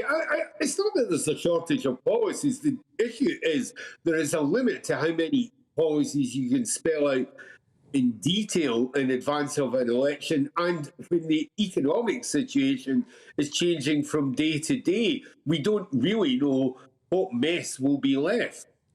All right, Steve. Thank you. Steve McCabe there, Labour MP for Selly in Birmingham. We are joined in the studio by Labour advisor Matthew Laza. Good morning. And Emma Wolfe is with us as well. You have a great admirer of Margaret Thatcher, Matthew. Well, no, I can remember where I was when on the day of the downfall, when I was at school. Look, I think what he was trying to do was make clear that, as Steve said, that he wants to be a Prime Minister who's going to deliver significant change, generational change, which, frankly, I agree with him. In the post-war period, the three Prime Ministers who did were Attlee, Thatcher and Blair. And I think he's also making a conscious appeal to former Tory voters who feel let down by government on issues like national security and immigration. So I think it's brave. I mean, he wasn't actually saying that he admires everything Mrs Thatcher did, or indeed most of what Mrs Thatcher did. But even her biggest critics would say she did change things. Yeah, but a lot of... and they would say for the worst. Well, yeah, on your side. Absolutely, and she did change a lot of things for the worse. And, you know, I mean, we saw with the death of Glenys Kinnock yesterday, reminded me of my first days campaigning for the Labour Party in the era of the Kinnock leadership when Mrs Thatcher was still around. And I think what it's, you know, no one is going to say that there isn't a lot that she did that is wrong, but she was transformative. Whether it's transformative in a good or a bad way, he wants to be as transformative as that. He's setting his agenda and his ambition high. Here's the thing, Emma Wolfe, let me bring you in. Some people have the power to transform, and Margaret Thatcher, with her character and her confidence and her charisma, was one of those people. I'm really sorry, but Keir Starmer doesn't have that sort of weight to throw around. And Bev, what's beautiful about this is that you've got Rishi Sunak tanking in the polls. I mean, today we hear that he's less popular than Liz Truss. And once again, Keir Starmer puts his foot right in the back of his mouth and puts it right down his throat. I mean, this article in the Mirror, which is actually one of our stories, is just, you know, the list, the union bashing, the poll tax, mass privatisation, vindictive industry, destruction of the mining industry, inequality, hunger and misery. That's what Labour, you know, union leaders, MPs, many Labour voters, traditional ex-miners, people like that, that's what they're accusing Starmer of this morning from his attempt yesterday. We know what he was trying to do in the Telegraph. He was trying to get the disillusioned, trying to get that centre ground that's going to be crucial. But if he really thinks that's the way to win over disillusioned Conservative voters who will probably anyway jump ship to reform, and to try and get back his heartland, well, look what he's done. And here's the thing as well, Matthew. Margaret Thatcher's pitch was, the lady's not for turning. That was one of her most famous speeches. She stuck to her guns. I can't say that your bloke stuck to his guns. How many of those Labour pledges in his leadership campaign, 10 of them, has he stuck by? Let me tell you, because you're not going to answer it straightly, none. They've all been ripped up. Well, look, I mean, I think that he made some mistakes in the leadership campaign, but I think he had to... What, 10? To dangle things. But I wanted to remind everybody, which is people have forgotten, my old boss, Ed Miliband, in 2011, in the Daily Mail, said, I've been inspired by Maggie, who became PM against the odds. Did him a lot of good, didn't it? He lost. He did lose, and why do you have to sadly, Matthew, despite my with respect, why do you have to hark back 12 years to a decent leader, to a decent politician in the Labour Party? That's really sad. No, I'm not. Look, I think what it means is that it's perfectly sensible for Labour leaders to acknowledge those who've been big political figures in our time, and I hope that in government, I think that Keir has now set out a very clear story, and I hope he is Gordon Brown, the Starmer not Gordon returning. Brown invited Mrs T in for an afternoon tea with Sarah and the children, and I was talking to a Labour MP as she was going in. He was so appalled, he just hung up the phone. Did him a lot of good as well, didn't it? Because he lost. Look, I think there's a difference between inviting him for a cup of tea, which I thought was over the top from Gordon, but acknowledging that she was a significant presence in our politics and that there were lessons to be learned from all former Prime Ministers, particularly those who were most impressive in terms of winning elections, which are the ones he singled out. And what Margaret Thatcher did was she came in with a clear ethos to have a smaller state, more free market, take away business regulation. We even know now quite succinctly what she stood for. I still don't know which side of that particular issue Keir Starmer... So this morning he's delivering a speech that is about public spending, so he's being firm. He's showing, in a sense, his iron metal by saying that, that Labour can't turn the taps on. You've got Wes Streeting, who's in Australia, admitting that the NHS doesn't just need more money, it needs to change, and looking at Australian examples of how it could change. So I think that there is a steadiness there, but absolutely, he's still got... I think we're going to have an election for a year, so he's still got time to... He's had 3.5 years, and Bev Turner is telling you she hasn't a clue what he stands for. And Do you have a clue after 3.5 years? No, and it does feel as though we've been asking for policies, for actual policies, for Labour principles for 3.5 years. Yeah. And yes, I agree with you on Wes Streeting. I've always thought he's a shining light. I've always thought that he talks a lot of sense on the NHS specifically. In fact, it's 4 years. About reform. Yeah. He's been leader for 4 years. Yeah, look, I think actually I think there's a lot of policy out there, as Steve said, like the Green New Deal, like GB Energy. A lot of policies floating around. Which are you going to borrow the £28 billion in the latter half of the Parliament? So that's changed again, because that was going to be every year, Matthew, and now it's the latter half of the Parliament. It changes by week. Well, it changes because there's no money left, because the Tories have spent all the money. But what I think is key, and I think Bev is right, is that what Keir needs to do between now and the election is set out his vision in the sense of what he stands for and the values that he'll bring. So you can sum it up. But then we don't remember... But then he'll change it again. He'll change it next week. He won't, because his values will guide him. And that can largely be summed up about the relationship between the individual and the state, as it was when Margaret Thatcher was alive. And the advice that I've given them is that they need to do more speeches that capture that kind of big idea and sort of talk about so we in a sense we can discuss what he stands for rather than discussing the detail of GB Energy. And rip up this stupid left-right division, which doesn't mean anything. Exactly. And stick to it, Matthew, and stick to it. But what we should be discussing is what he's going to say in his speech today, but because he dropped that huge clanger yesterday, we're talking about Mrs Thatcher. I'm not sure it was a clanger. I do think sometimes the issue with him is he does a lot of interviews and he said and he does a lot of what we used to call interventions, i.e. speeches or articles, and you do need to let them breathe so that one doesn't overshadow the other. Right, can we just move on, please? Talking about breathing and how many people are finding it difficult because we're all getting too fat, Emma Wolf. So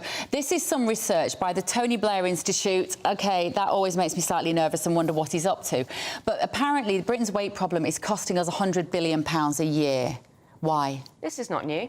Because we're too scared to say to people, you're overweight. We've become this culture of absolute fearfulness. Obesity is the biggest health crisis we are facing. Forget COVID. Yeah. Obesity is the absolute biggest health crisis. It's also the most expensive thing that is bringing the NHS to its knees. Not just obesity, but all the related conditions that we know. It's the second biggest cause of cancer. It causes heart disease. Diabetes. It's diabetes. It causes immobility. It causes a huge raft of mental health conditions, depression, anxiety, loneliness, all of that stuff. And we and doctors have become too frightened of saying to people... I don't think they're allowed to say it. I think NHS guidance says you can't use the word fat. And you know what we're doing instead? We are increasing the size of things. The other day I was in hospital for a blood test, and the size of wheelchairs, the size of doors, the size of lavatories, the size, if you go to a morgue, the size of the beds, the size of the fridges to put people in, we're just increasing the sizes. But that's not... We're adjusting to people's... We're normalising it, aren't we? obesity. But that's not just because we can't say, look, you're fat, Matthew. Yeah, well, look, not that you are, just to be clear. Well, we're a very svelte panel, I would say. We're absolutely. Well, yes, we can all be health secretary. And you know what? And there'll be people watching and going, well, it's all right for you lot. You don't struggle with your weight. Yeah, and of course, a lot of people do struggle. So that's why anti-obesity campaigners would say that the government, the Tory government, has ducked the tough measures that need to be taken. And Henry Dimbleby, who used to be the food czar, the scion of the famous family of political interviewers, he would be critical that the government hasn't done the ban on advertising what they, fatty foods, as it were, after 9 o'clock. That it hasn't sort of legislated across these whole areas on obesity, portion sizes, more packaging regulations, etc. So, I mean, Rishi's caught between a rock and a hard place. I mean, there's some sort of language around this morning that he needs to do for food what's been done for smoking. Well, is that going as far as 60-year-olds not going to be able to buy cigarettes? Well, it's just been about smoking. Tory MPs aren't going to like that. Tony Blair with his ID. More people. Being obese is killing more than smoking. Of course it's killing people. It's making them very, very depressed as well. Is it any surprise that we have an obese population when we live in an obesogenic society? Everything, food, snacks, calories, calories. A woman the other day was saying, I don't have a snack for my child, and I thought, we don't even allow children or people to get hungry in between meals. The French say, it's fine for a child to be hungry. Yeah. We don't need to be constantly giving them another smoothie, another snack, another rice cake. Yeah. No, you eat 3 meals a day. Of course you can have an apple in between. But we've become... But to do that, Emma, then you agree that... It's a summary, it's an encapsulation of our society where everything is about food. But if they're going to do that, Tories are going to have to take tough decisions like banning bog off, buy one, get one free. They cannot ban that. That's not what some supermarkets have done it voluntarily. But this is what the campaigners say, Andrew. If we're serious about it, you've got to take decisions. But then, as you say, you run up against libertarian instincts. Tory MPs don't like it, so it doesn't happen. So, but and then the cost of obesity still goes up. And woo people off cheap processed food by cooking healthily. So let people just eat themselves into an early grave, because that's what happens. That is the truth. And it did occur to me, I can't lie, during the pandemic when the government said you're only allowed to go out for a walk once a day, I did think, at what point are they going to say you have to go out for a walk once a day? Because that's where we go with it, isn't it? Right, we've got to move on, guys. Thank you so much. We'll be back in a little while. Now, up next, the revised Rwanda plan. Is this the golden bullet that will finally get those planes to take off? Do you think it is? No. That side says it all. This is Britain's Newsroom, GB News. A brighter outlook with Box Solar, sponsors of weather on GB News.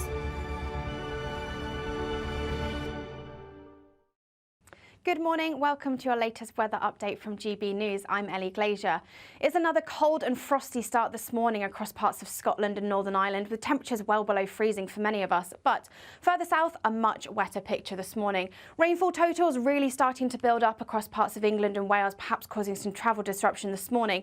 And this rain likely to turn to snow across the hills of Wales, the Midlands and into northern parts of England as well. The best of the sunshine today across Northern Ireland and parts of Scotland, but still feeling cold despite that sunshine, with temperatures widely in the low single figures. However, just a little bit milder under all that cloud and rain in the south and west. That cloud and rain continues to affect much of England and Wales overnight tonight and into tomorrow morning, continuing to turn to snow across the high ground of the Pennines, and some heavy rainfall likely, particularly across the southeast later through Tuesday morning.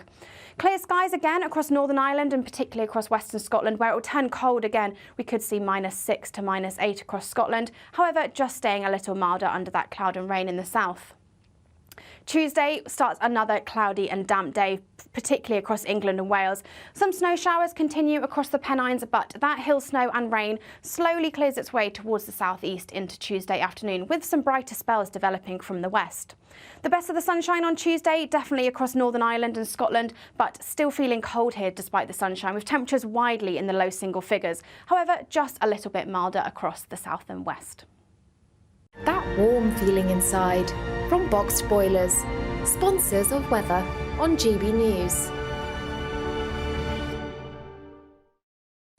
Thank you, Ellie. Now, still to come, Rishi Sunak is set to block a new BBC licence fee hike. Apparently, is he right to do so? You're with Britain's Newsroom on GB News, the People's Channel.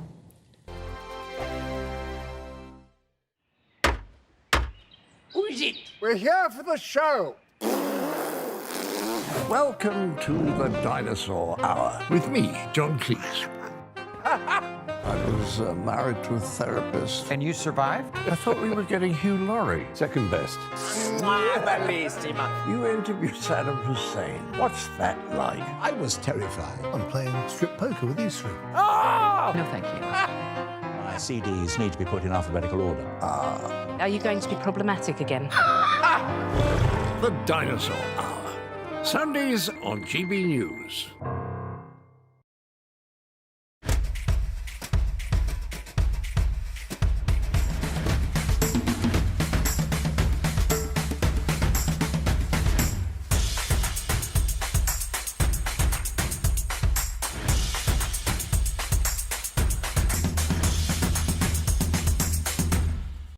Wake up to the headlines with Headliners every morning at 5 a.m. We treat you to the day's biggest stories before anyone else, 7 days a week. You can catch up on everything you need to know before you've even had your kippers. Headliners every morning at 5 a.m. only on GB News, the People's Channel, Britain's news channel. GB News, unlike other broadcasters, isn't obsessed with the London-Westminster bubble. We think there's a nation beyond the M25, and that's why we talk about the issues that matter across the land. Join me on State of the Nation, 8 to 9 o'clock, Monday to Thursday, on GB News. Daisy's listening, and you should too. I think the most exciting bit for me is talking to people. People who I think are ignored often by the major news channels. We're going to give news they want to hear. There's a voice there that needs to be heard. I think there's a chance here for a diversity of opinion to be expressed, which you don't find elsewhere. It's really exciting. We don't hold back. We're free to say how decisions that are taken here affect us all around the country. Only on GB News, the People's Channel, Britain's news channel. There's only 3 people you can trust in life. Your doctor, your lawyer, and your nana. I'm not sure. So join me, Nana Aquare, at 3 p.m. every Saturday and Sunday, where we discuss the biggest topics of the weekend. Be ready for battle. Could you be quiet? What is this? It's my new teeth. It's your new teeth. I don't bite. Well, not without a good reason. Always honest, always fun. Every weekend at 3 p.m. on GB News, the People's Channel, Britain's news channel. Your weekend starts here with Friday Night Live with me, Mark Dolan, 8 till 9 on GB News. Big stories, big guests and big laughs as we get you ready for a cracking weekend. That's Friday Night Live with Mark Dolan, Fridays 8 till 9 on GB News. Bring your own drinks, the admission's free.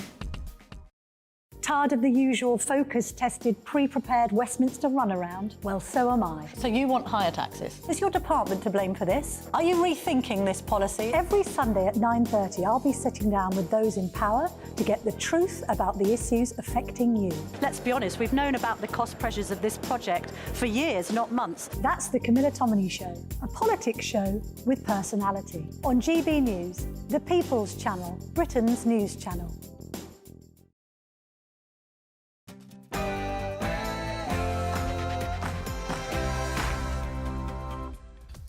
It's 11 a.m. on Monday, the 4th of December. This is Britain's Newsroom on GB News with Andrew Pearce and Bev Turner.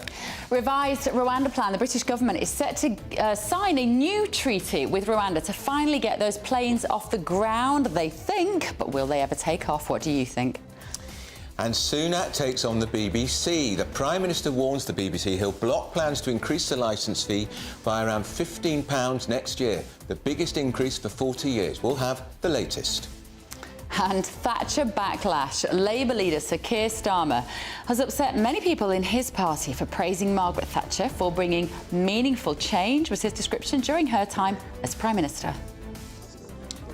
And Farage and Tory, yes, you heard right. The Prime Minister suggested Nigel Farage would be welcome to rejoin the Conservatives, insisting the party is a broad church.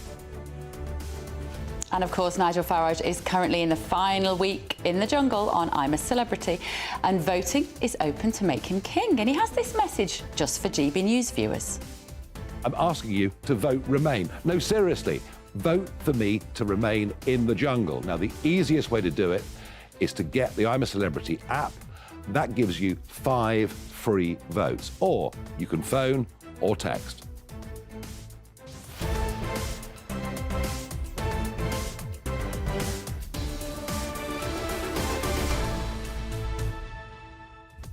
And in order to do that, to register for votes, get your mobile phone out now and you can scan this QR code. So you just turn on your camera option on your phone and you can take a picture of that and it will take you to the App Store where you can upload the app and vote. Are you still with me, Andrew? Yeah, Pierce? and if you can't do that, ask somebody under the age of 30 because they'll do it for you, which is what I did. And also go to the gbnews.com website, which is not only Britain's fastest growing news channel website, but it is also where you can find out the latest about Nigel in the jungle, and you can get on there and vote for him to stay in, because it would sort of make a point, wouldn't it? Yeah, we want him to be king of the jungle, and very good for GB News, as he is one of our top presenters. That's right.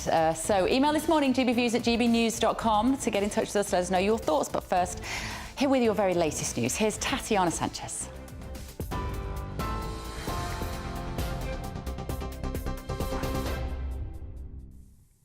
Bev, thank you very much and good morning. This is the latest from the GB Newsroom. British lawyers could be sent to Rwanda to advise judges on asylum cases as part of the government's plan to secure an immigration treaty. It's understood the Home Secretary is close to finalising the plan after the Supreme Court ruled against it in November. Reports suggest the Rwandan government could be paid around £15 million on top of the £140 million already committed to the scheme. The Ministry of Defence's plan for new weapons has a budget black hole of £16.9 billion. The National Audit Office said the MOD's 10-year defence programme until 2033 was unaffordable and the projected deficit is the biggest since 2012. It's put the estimated cost at more than £300 billion against a budget of just over £288 billion. The Culture Secretary says the government's concerned about suggestions the BBC's licence fee could go up because of cost of living pressures. Lucy Fraser says she wanted it to rise by an appropriate amount, but a planned 9% rise to £15 would be a very high level. The licence fee is currently £159 per year, but it's set to rise to just over £173 in April. There are reports the Prime Minister could block the increase, though it's understood no decisions have yet been made. More than 30 flood warnings have been issued as the risk of snow subsides. Heavy rains expected across large parts of the UK. That follows a night of sub-zero temperatures and heavy snowfall in the north. More than 1,500 homes are still without power in Cumbria, and nearly 40 schools are closed. The yellow alerts for rain are in place across southern England, south east Wales and into the Midlands until 6 o'clock tonight. Almost £4 billion is being put into improving rail links in northern England. The government has pledged £3.9 billion to accelerate the Transpennine route between Manchester, Huddersfield, Leeds and York. It's already invested £3 billion into the project, which is expected to deliver electrified tracks by the middle of the decade. The announcement comes after the planned HS2 route between Birmingham and Manchester was axed in October. A number of Tory MPs are calling for a new body to help infected blood victims, with some backbenchers set to join forces with Labour on payouts over the scandal. Thousands of people contracted HIV and hepatitis C after being given contaminated blood products in the 1970s and 80s. Reports suggest that ministers are unlikely to shift their positions while the inquiry is ongoing. However, Shadow Chancellor Rachel Reeves confirmed Labour will support an amendment with a body created to pay out compensation. The bodies of 11 climbers have been recovered after a volcano erupted in Indonesia. The Merapi volcano spewed ash almost 2 miles into the sky. Authorities raised the alert to the second highest level, blocking residents from venturing too close. A further eruption early this morning forced the search to be suspended. Merapi is one of the most active volcanoes on the island of Sumatra. And the UK's only giant pandas are setting off for China after spending 12 years in Scotland. Edinburgh Zoo's star attractions, Yangguang and Tiantian, also known as Sunshine and Sweetie, came to Edinburgh Zoo in 2011. It was hoped they'd breed while at the zoo, but they didn't produce a cub. Visitors were given a final chance to say farewell on Thursday. This is GB News across the UK on TV, in your car on digital radio and on your smart speaker by saying Play GB News. Now back to Andrew and Bev.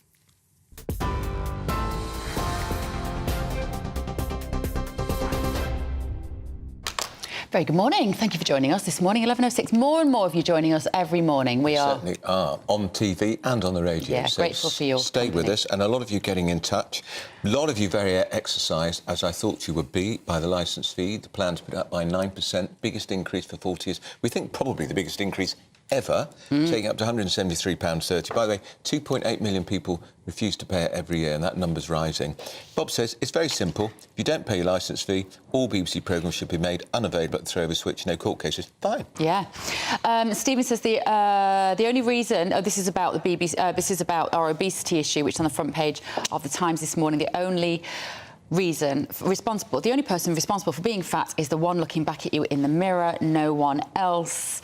Yeah. It is complicated. It's hard for a lot of people. And on Thatcher and Keir Starmer, Mike says, I've no idea why any Labour Party member would hate Margaret Thatcher.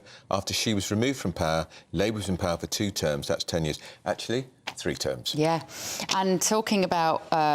Keir Starmer again. Jeanette has said another shot in the foot for flip-flop Starmer. Once in power, Starmer will completely turn this comment about Thatcher on its head and blame interpretation. Yeah. And actually on the licence fee issue as well, my mum messaged the show. As you know, she's a big fan of mine, Andrew. And no, she's fan of them. I was going to say fan of you, but she's not.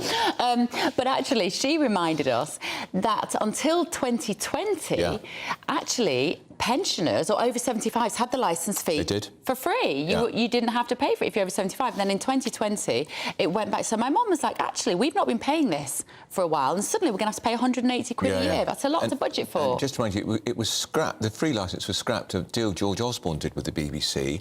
It would be scrapped in return for the BBC reforming its finances and shrinking its spending. And guess what? It didn't. Yeah. So they just scrapped the free licence fee for people over 75. So they've got all that extra money now, the BBC. And what are they doing with it? Good point.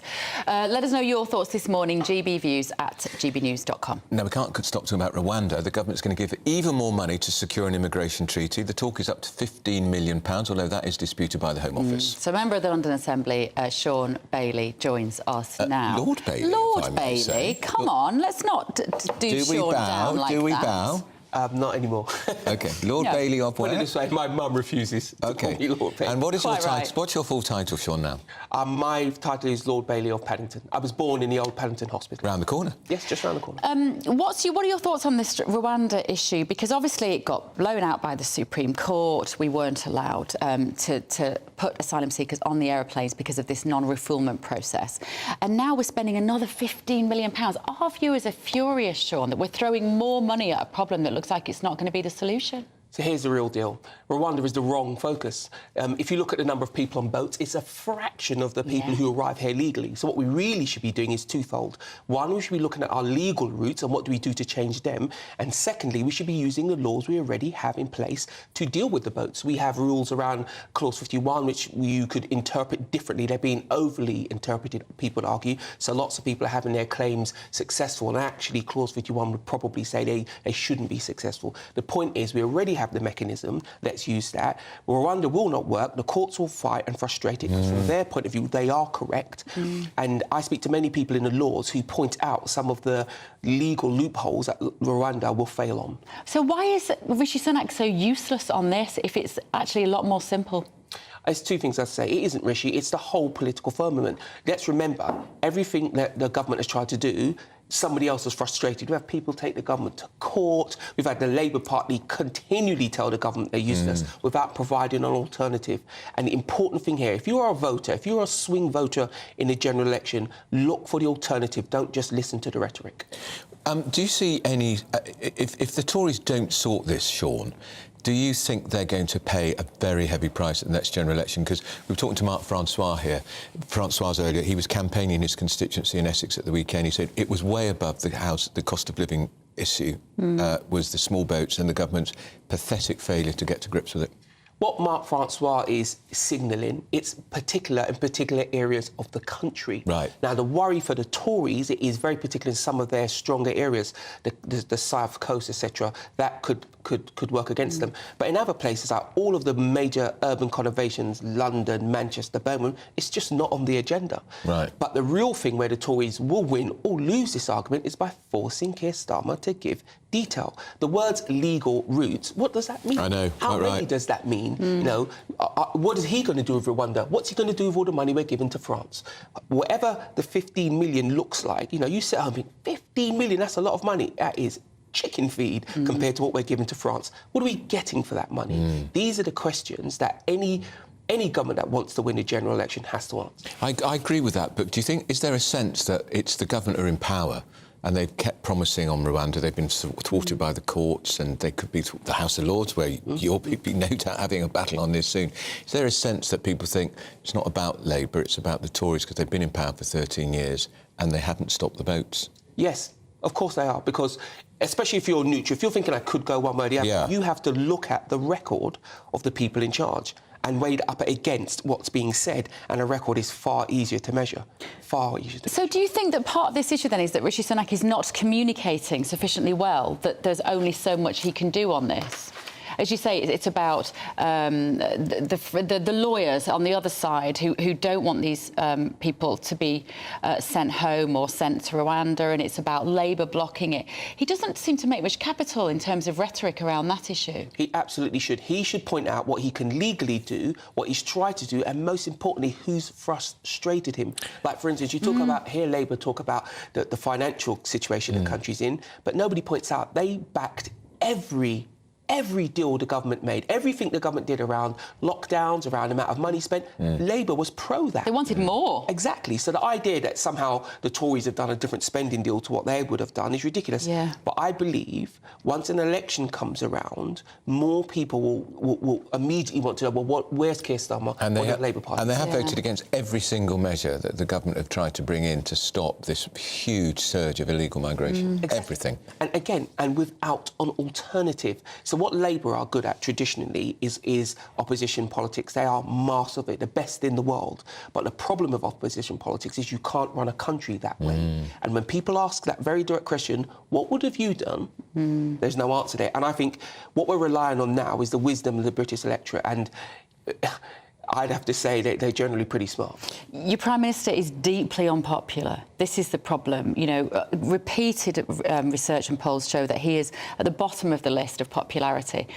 Nigel Farage is waiting in the wings, Sean, to come in and save the Conservative Party. How do you feel about that? Look, I would say all things are possible, aren't they? I mean, who would have thought Lord Cameron would be the Foreign Secretary at this point? Who wanted him to be? But look, I'm a big fan, actually. Yeah. But the point is... Are you? Why? Well, they used to work with him. He brought me into politics. He used to work. I used to work with him all the time. What does he bring to that role?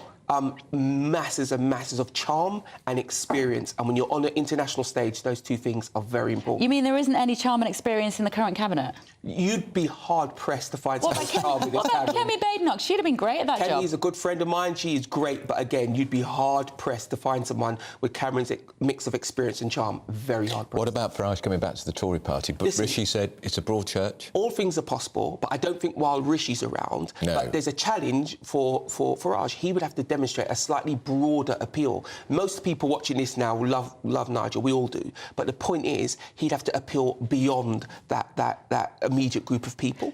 And I believe that's possible. But Rishi is the Prime Minister now. He is the man with his hands on the tiller, and he has an opportunity to appeal to those people before Farage even's back in again. Sarah Vine, who was here earlier, she said Nigel's not a team player. Well, look, if Nigel got to the point where his ability to team play or not was an issue, he'd already have won. But the issue is this. Come off the man, come off the hour. You'd have to step up and change your tactic. I am imagining Nigel behaves the way he does because of what he's involved in. The minute you are running a party, all of a sudden you realise my job here is to corral these cats. There's many cats wandering around. And that means a change in personal tactic. If you can't manage that tactic, you will not win that job. Do you think he's got those skills? Because when you're talking about charisma and communication, Nigel is he's brilliant. If you ask me if Nigel got those skills, charisma and communication, I'd tell you yes all day long. Yeah. Who would have thought that he would have led us out of the European Union? They laughed when he made that suggestion. Here we are now. Exactly. He's the most significant politician of the last 30 years. Arguably he is. The issue would be he'd need to develop an additional set of skills very quickly. He'd also have to deal with a press that would be largely ranged against him, and he'd have to demonstrate to people who are not on his side that actually he is on their side. Yeah. Now, he's no fan of the House of Lords, because now I know you're probably not glued to the jungle, Sean, but this is what he said, and I know that's true because it's written in my column in the Daily Mail. He said, in conversation with somebody in the jungle last night, you get £300. I pointed out, in fact, it's £342 a day for turning up. I went to the Lords 2 months ago. A guy I served with in Brussels in the European Parliament, I think I know who it is, but I didn't name him, invited me to lunch. I said, what's it like here? He said, it's the best retirement home in the country. I do a bit of paperwork, sign for the money, go for lunch in the subsidised dining room. He goes to House of Lords at 2:30 p.m. for the opening debates, then it's clear off home. Very nice work if you can get it. I mean, is that what it is for you? Is it like that for you? Because I'm there much later than that. Right. Look, the deal is this: if you remove the House of Lords, you remove one of the greatest scrutiny bodies in the world and one of the best refining bodies in the world. So the government come up with all manner of laws. We are the people who go through those laws and make sure they actually work. If you're pro-Rwanda or anti-Rwanda, we will make it work by making sure it's legal. That's the first thing. The second thing is, as well, we have stopped this country traditionally making huge mistakes because we slow down the debate and go through it line by line in a way that they cannot do in the Commons. They simply don't have the time. So the two houses together actually perform a real function for the country. But it is the second largest legislative assembly in the world after the Chinese People's Republic. That is ridiculous. I tell you why that isn't true. No, it is. The Senate of the United States is a revising chamber, 100 senators. There's over 800 members of the House of Lords. I'll tell you why that isn't true. And you may have a problem with the second half, but that's the debate to be had. Not all of those barons and baronesses sit. Now, should they? There's a big argument, maybe they should. But right just now, we are a smaller number of people doing even more work than the MPs do. Let's be clear, the MPs do a great deal of work and they have a different remit in the world because of their constituents. But we're actually quite a small number of people doing a lot of things. So the guy who Nigel spoke to, who said he swans around, good for him. The rest of us, mountains of reading. For instance, you know why I'm sat here today? Because this morning I was up so early going for my paperwork for the week. Now, some lords and baronesses, busy bees. Some of us, clearly, not so much. But there's too many people there, Sean. There's so many people that go into politics because they're not that bothered about being a politician, but they just want to have that nice, cushy peerage at the end of the day, and, like you say, and a very well-funded retirement home. Let's look at it from the other side. So you're looking at a body that has a huge amount of experience. I'd argue more experience than any other single body in the country. We've got ex-ministers, we've got charity experts, all manner of people in there. So they're offering that expertise to the nation at what is, I would believe, a relatively low cost. Now, if there's too many people in there, that isn't for me to say or not. But I'd argue we need quite a few people in there just to carry the workload. The amount of revisions that we've had, the amount of amendments that we've had is a great workload, and you need people to go through it. And the last thing I say as well, the Lords has a very, very proud tradition of bringing in as many people from this great nation into the heart of government and seeing what it's actually like. Again, a function that MPs are too busy to carry out. Yeah. Can we ask you about the BBC licence fee and whether you think it should be going up? And should Rishi Sunak step in to say no, it shouldn't? 9%, biggest increase ever. I'll sum it up in one word, that's indefensible. Well said. Indefensible. If it was any other body asking for this money, somebody would pile in and say we can't do that. And we have to ask ourselves, is the BBC licence morally correct? There's a strong argument it isn't. Do you think it's outdated? Is it, I was about to say that, is it relevant? You know, you're in a world now where young people have to pay for all manner of subscriptions. Would they pay for the BBC if it's asked? But the most important thing is, I think the BBC has lost a lot of support because it effectively argues against the people who are most likely to support it. It is Middle Britain. Yeah. It is my mum, your mum, who are most likely to support the BBC, but they're the people who are pushed to the edge because they don't have the right thought processes. If you asked the people of this country today if they wanted to pay the BBC licence, even at a reduced rate, forget an inflated rate, I think you get a resounding no. OK. Fascinating. Well, enjoy the House of Lords. Absolutely. Bound to see you there. Can you just go and kick Rishi out and take his job, Sean? I'm frontline politics is a contact sport, so I'm Would you here ever to go support back Rishi. to it? Would you go back to frontline politics? Yes, but right just now, I think my job and everybody's job, setting the party, is to support Rishi to get it right. Oh, you're very good. Well, I think Frontline Politics needs you almost as much as GB News needs you, but not quite. Right, still to come this morning, is the BBC worth this 9% pay rise in the licence fee, or is the broadcaster being unrealistic? What do you watch on the BBC? Hopefully not news time. You should be watching us. And what are you willing to pay? We want your views. Email us at gbviews@gbnews.com. You're with Britain's Newsroom.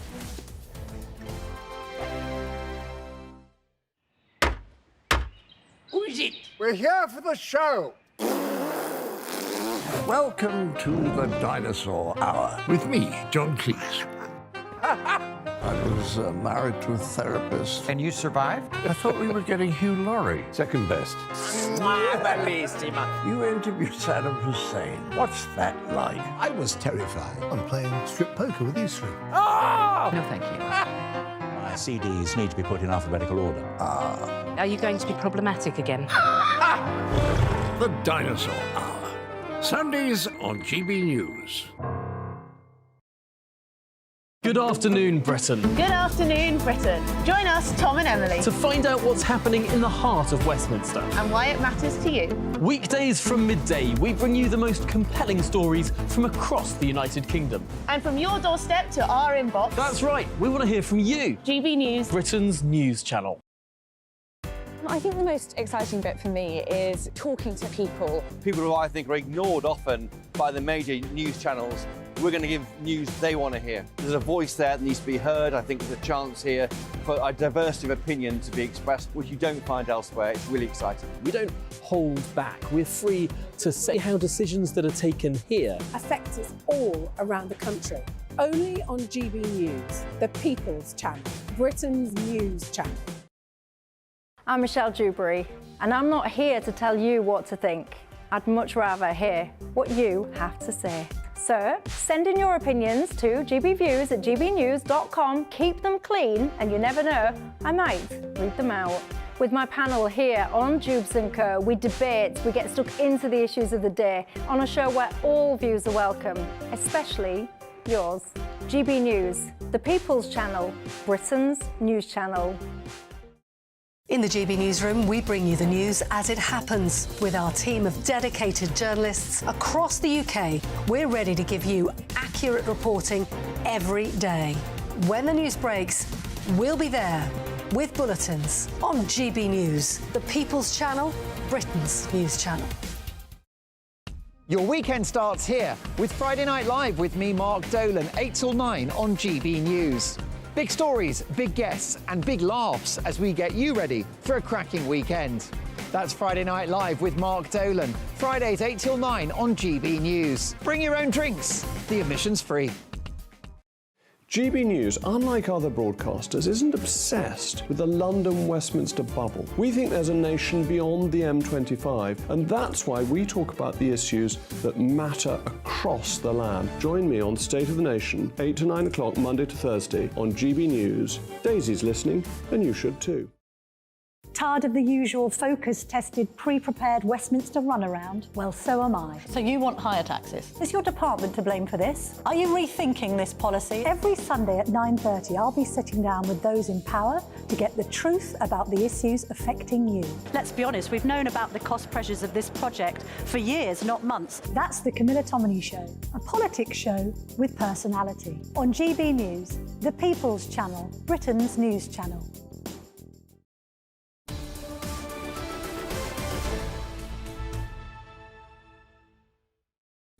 And it's 11:24. You're with Britain's Newsroom on GB News with Andrew Pearson, Bev Turner. So Prime Minister is set to block a 9% increase in the BBC licence fee, we believe, warning that the corporation has to be realistic about what the public can afford. It'll go up to by about £15 to £173.30 in April, the biggest increase we think ever, but certainly for 40 years. So joining us in the studio this morning is Charlie Rowley, former advisor to Michael Gove. Charlie, Sean Bailey's just called this indefensible, in a word, the idea that BBC would put the licence fee up now. Is he right? I think he is. I think, look, the BBC is a public service broadcaster, and so it has to deliver for the public. And at a time where people are seeing huge pressures on their cost of living, bills in the run-up to Christmas, we're seeing an economy that's just starting to grow, but it's not quite, there yet. There are small shoots of recovery taking place, but at a time where, as I say, there's a cost of living crisis, a 9% increase of a licence fee for BBC licence fee payers, I think is unjustifiable. Indefensible, The BBC would argue, of course, it's had a freeze for a couple of years, but they can't then come bounding out and say we'll have an inflation-busting pay rise of, what is it, currently 4.7% and poised to be down to 2 point something in about 6 months' time. They are tone deaf, aren't they, politically, at the Beeb? I think so, because it doesn't quite match up with the cuts that they're trying to make and moving to more online services at a time when you're seeing more streaming, when you're seeing competitors like Amazon and Netflix, where those audiences are growing. So, I mean, I'm a supporter of the BBC. So am I. I think, you know, you've got to have a public service broadcaster because it delivers good programming. And if it goes back to its principles of just being able to inform, educate and entertain, so from Strictly Come Dancing to David Attenborough's brilliant documentaries, you know, that is something for everybody. And I think that's something that we should celebrate and champion. Do they do too much, the BBC? Do they need BBC 6? Do they need BBC 3? Do they need BBC 4? That's just the TV channels. They closed BBC 3 and then brought it back, if you remember. I think that's a very good question and something for the BBC to look into, whether they're cutting the right things or whether they actually think, you know, where they should be competing in the online space or in the other streaming services, or whether they should be, you know, cutting things like Newsnight, which is... well, they are cutting it. Why don't you just get rid of it? Nobody watches it. Said the presenter of GB News. Well, its figures are plummeting.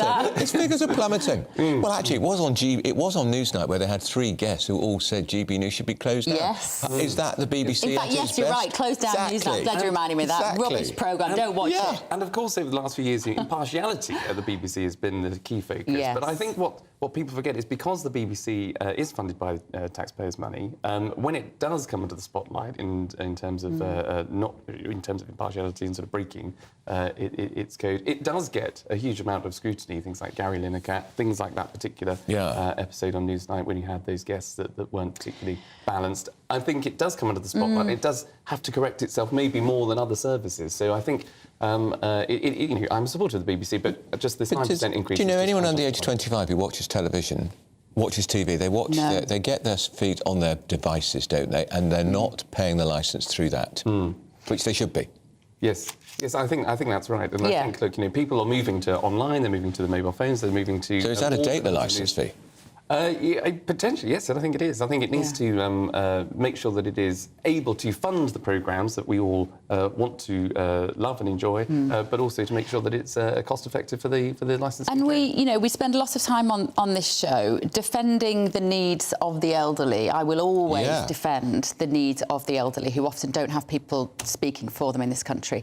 And actually, the elderly do like a lot of BBC output. So they want, I mean, stereotyping here, because I also like a bit of Antiques Roadshow, but then I'm possibly quite elderly. Antiques Roadshow, The Repair Shop, the Saturday and Sunday night Saturday Strictly, Sunday the dramas. There is value to that, for that sort of output that isn't necessarily driven by having to be the raciest, you know, kind of viewing figures. Just brilliantly done entertainment television. Exactly. I think we forget, you know, in this 24/7 world where we're all in a rush to get the latest news or latest information or see the latest episode, whatever streaming service it's on, we forget that actually there's a huge swathe of the population that daytime television, things that we might not be able to see because we're at work from 9 to 5 or maybe slightly earlier and slightly later, depending on your shift. But that daytime television, daytime programme is essential to particular parts of the population. Yeah. What about Nigel Farage? Coming back to the Tory party, Rishi says Broadchurch. Do you think he should come back? We are a broad church, and that's not a very good answer, Charlie. Pop-out, Charlie, isn't it? What do you think? We're a broad church. Have to apply for. Would you, if you were Tory party chairman, would you? If you were Tory if you were Tory chairman, and we should do a pub quiz question. Does anybody know the name of the Tory party chairman? Richard Oldham. You do. If you didn't, you'd be in big trouble. Would you want him back? Because he is a vote winner, but some people would say he's pretty Marmite. He is pretty Marmite. I think, look, you know, I think there are people in politics and in public life who are special cases, and I think Nigel would have to be taken to one side to have a very, very serious conversation to say, look, if you actually want to join the Tory party, what is it that you can actually support rather than sort of... because, you know, UKIP reform, you know, he has been a challenger to the Tory party for a long time in terms of the votes, or particular part of the vote that everybody would be courting. So I think if it's got to be a serious conversation to say, look, Nigel, if you want to be part of the team, you've got to support other things that you might have criticised in the past, because that's just the direction of travel when it comes to things like net zero and becoming more energy efficient. There's criticisms from Nigel on that. Of course, everybody wants to see the migration crisis tackled. Everybody wants to see tougher laws in this particular area and to get it sorted. But is he going to be able to support the government in achieving that, or the Conservative Party in achieving that, rather than just the noises off on the sidelines? So if it's something I think the answer to that is probably no. I don't think he would compromise something as important to him as the net zero agenda not being based in. Well, he's on board with the president of COP, who said it's not based in science. Yeah. I can't imagine him doing that. Stanley Johnson, second just there, said they should get him back before the election and get him up in the red wall. They'd hold all the seats. Well, I think electorally there's definitely a case to say, look, if you're going to vote reform at the next election, you're going to let Labour in through the back door. So I think, people have to be aware of, for all of the policies and the ideas that reform and or others might be putting forward, because you're maybe slightly frustrated with the Conservatives after 13 years, but for all of those frustrations, things are getting better, slowly but surely, and we'll see where they end up before the next general election. But the whole point of the election will be, do you want to put all of that progress, small boats coming down, the economy growing... Progress. Charlie, you're doing a good job of trying... Do you want to put all of that at risk by voting for another party that lets Labour in, and things could be 10 times a lot worse. It will be a lot worse with the boats. They'll just welcome in open arms, sure of it. They can't be much worse. No, it will be. It can't be much worse. We've got 750,000 net migration. The Labour MPs will probably paddle the boats for them. Right. Thank you so much, Charlie. Good to see you. Right. Still to come this morning, drivers across the UK are warned of Ice Rink Monday after sub-zero temperatures are expected throughout the day. It can't just be there's a bit of bad weather. It's got to be Ice Rink Monday. And get this is one of our favourite stories. A Labour council has cancelled one of the oldest Christmas markets in the country, in Lincoln. Do you know why? Because they think it's going to get too busy and cause a safety risk. You couldn't make it up. Honestly, that and much more after your morning's news with Tatiana Sanchez.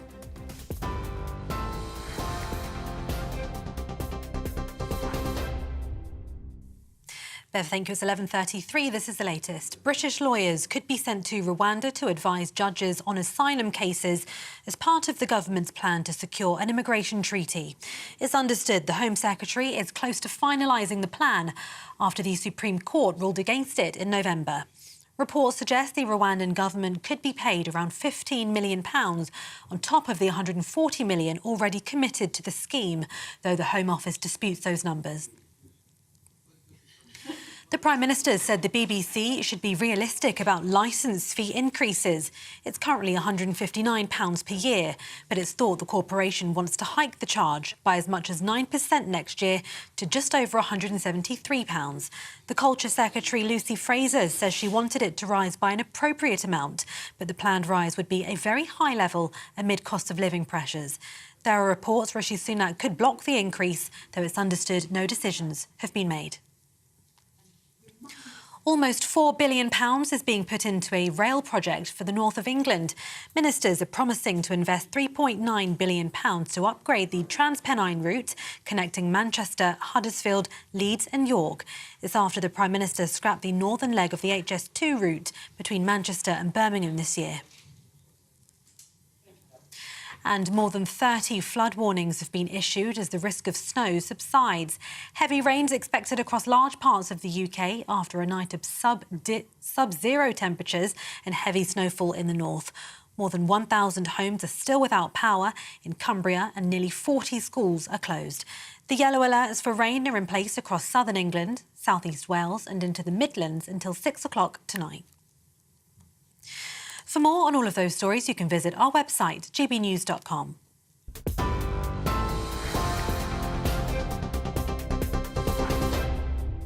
For exclusive, limited edition and rare gold coins that are always newsworthy, Rosalind Gold proudly sponsors the GB News Financial Report. Here's a quick snapshot of today's markets. The pound will buy you $1.2674 and €1.1659. The price of gold, £1,631 and 23 pence per ounce. And the FTSE 100's at 7,503 points. Rosalind Gold proudly sponsors the GB News Financial Report. Still to come, too saucy for screen. A new survey of people aged up to 24 say that they want to see less sex on television. Have they got a point, or are we becoming a bunch of prudes? This is Britain's Newsroom on GB News.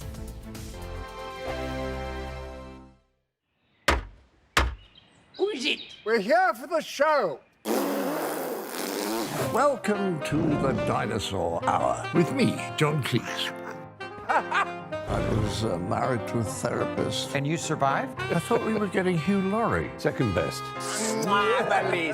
You interviewed Saddam Hussein. What's that like? I was terrified. I'm playing strip poker with these three. Ah! No, thank you. My CDs need to be put in alphabetical order. Are you going to be problematic again? The Dinosaur Hour. Sundays on GB News.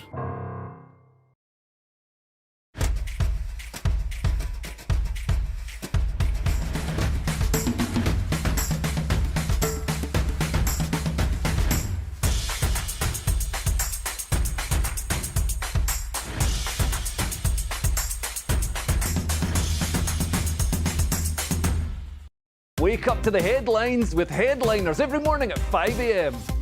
We treat you to the day's biggest stories before anyone else, 7 days a week. You can catch up on everything you need to know before you've even had your kippers.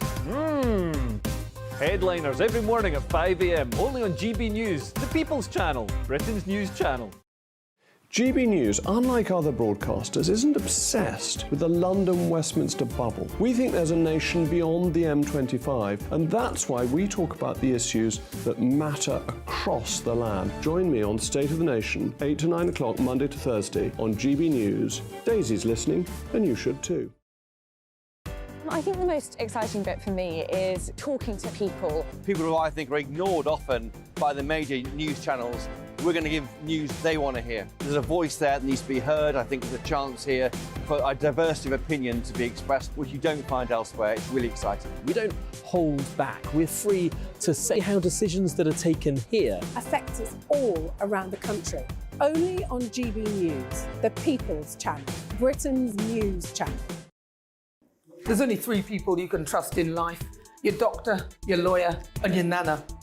I'm not sure. So join me, Nana Aquare, at 3 p.m. every Saturday and Sunday, where we discuss the biggest topics of the weekend. Be ready for battle. Could you be quiet? What is this? It's my new teeth. It's your new teeth. I don't bite. Well, not without a good reason. Always honest, always fun. Every weekend at 3 p.m. on GB News, the People's Channel, Britain's news channel. Your weekend starts here with Friday Night Live with me, Mark Dolan, 8 till 9 on GB News. Big stories, big guests and big laughs as we get you ready for a cracking weekend. That's Friday Night Live with Mark Dolan. Fridays 8 till 9 on GB News. Bring your own drinks. The admission's free. Tired of the usual focus-tested, pre-prepared Westminster runaround? Well, so am I. So you want higher taxes? Is your department to blame for this? Are you rethinking this policy? Every Sunday at 9:30, I'll be sitting down with those in power to get the truth about the issues affecting you. Let's be honest, we've known about the cost pressures of this project for years, not months. That's the Camilla Tominey Show, a politics show with personality. On GB News, the People's Channel, Britain's news channel.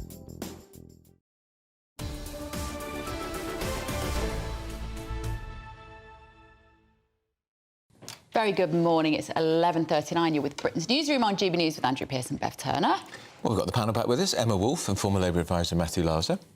Right, let's talk about Boris Johnson. This is the most bizarre story, Emma. It is Give quite us bizarre. the detail. Boris Johnson launched a raid on a Dutch COVID vaccine No, he didn't lab. launch the raid. He contemplated it. So he asked the security Contemplated it. services to draw up plans. This was 2021.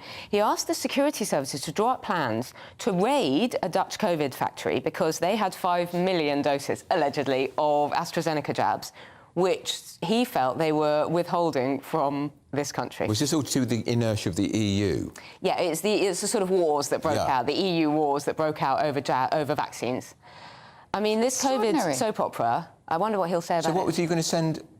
Sort of special forces SAS to go in and that's how we read it. I mean, there's no. It's extraordinary. They stole millions and this of is going to doses. come up when he gives evidence to the inquiry this week. I mean, look, the inquiry today. I mean, he's got that KC is going to. He's not going to resist that. He's going to be there on Wednesday. Sorry, Wednesday. It's been so heavily previewed.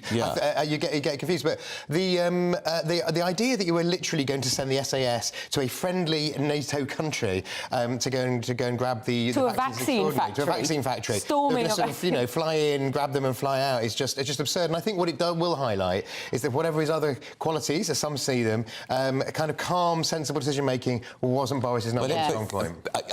I agree with all of that, but also it sums up his sense of deep frustration. Oh, look, he may well have been in the right because the EU was playing silly games. Everybody was being desperate at the time. Of course, as it turns out, the AstraZeneca vaccine, it was not the preferred option, let's put it politely, now, and kind of use has been generally, I believe, phased out, and the others take precedence. So ultimately, it's probably better that we got 5 million vaccine doses of the other ones. But yeah, it was a terribly frustrating time, but it will expose how Boris works and his madcap. It reminds me of the water cannons. You remember the sort of random or the Garden Bridge.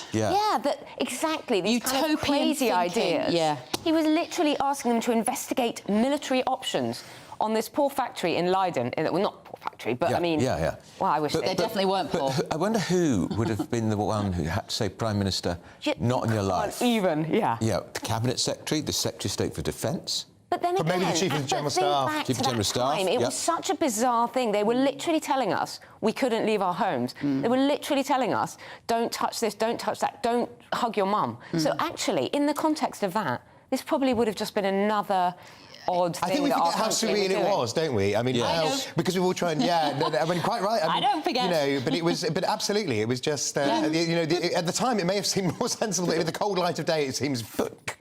Imagine, just trying to think it through, the diplomatic incidents it would cause. Well, the Dutch have got very strong armed forces because they're actually. I think they're one of the only countries in NATO that spend their 2%. So they wouldn't have been not resisted. I mean, who dares wins? But to raid a flipping vaccine. I know, and I can't wait for his response to this. Right, move on before my blood pressure explodes. Oh, This won't help. England's oldest Christmas market, Matthew. One of the things we do well, right? We do a lovely Christmas market. We do a lovely Christmas market. I'm from Manchester. Germans do it better. Biggest in Europe. Particularly. Lovely Christmas market. Oldest one. Well, I've always wanted to go to the one in Lincoln, but I never got around to it. And now I can't because it started in 1982, 4 days. It's more concentrated than some which run over December, and that's it seems to be a victim of its own success, if you're being charitable. It's last year it had 300,000 people visit it. When it's designed, they think the space can take 250,000 over the 4 days that it's on. So guess what? The Labour Council has decided that it can't take place this year because... At all. So it's not that, you have to have wristbands or that they're going to restrict numbers or they tell people to come early or whatever, but they're going to take the £260,000 and, in their defence, they're going to spend it on other promotional activities across the year for Lincoln. What? Well, that seems a little unclear. But Lincoln's a key seat at the general election, and it doesn't strike me that it's a very sensible decision. This Christmas market, the business owners are saying this is a real-life nightmare before Christmas. They're talking about cultural and economic vandalism. This market generated 15 million for the city's economy. There were happy people, there was eating and shopping and drinking, and a real buzz. They had all these other options, and people are genuinely shocked. They should be. They had options as you say, Matthew, wristbands and stuff, and balancing numbers and spreading it out to further Because you can't streets. have unlimited numbers. You've got to have some sense of control because obviously, we all sort of moan about health and safety, but we obviously, where crowds are concerned, you've got to do it. But I think there's a way of doing it without... Sledgehammer to crack a nut. Exactly. And from a political point of view...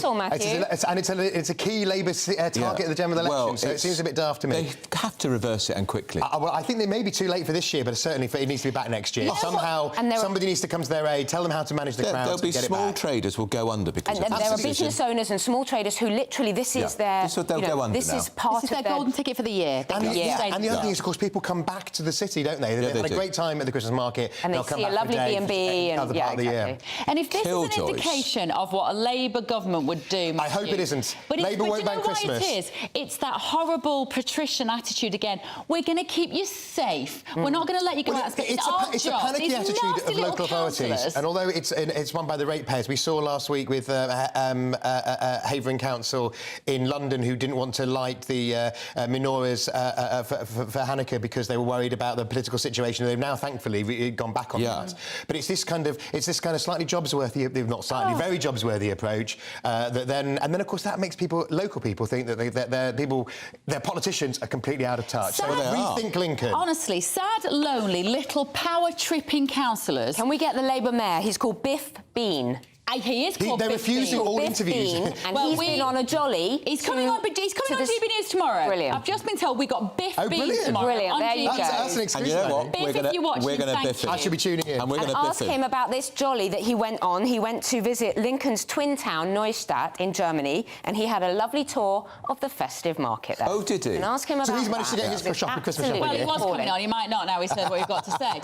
But maybe Biff is going to say that he would quite like this to go on. If maybe he's the mayor. Well, yes, it's a bit late now. We're in December. Maybe he should have investigated options. Well, I mean, the mayor doesn't have a lot of power. No, but the council leader's certainly not done any interviews, and Of course they haven't. The Tories, of course they haven't. The local Tories took it to the council chamber because it was all made in. It wasn't made in public decision. How outrageous! So done behind and every Labour closed councillor doors. voted to keep it. Loyally voted to close the party line. Absolutely. And do you know what? Again, this is the left. This is the problem with the left. I'm sorry, Matthew. Don't take it personally. I think you're wonderful.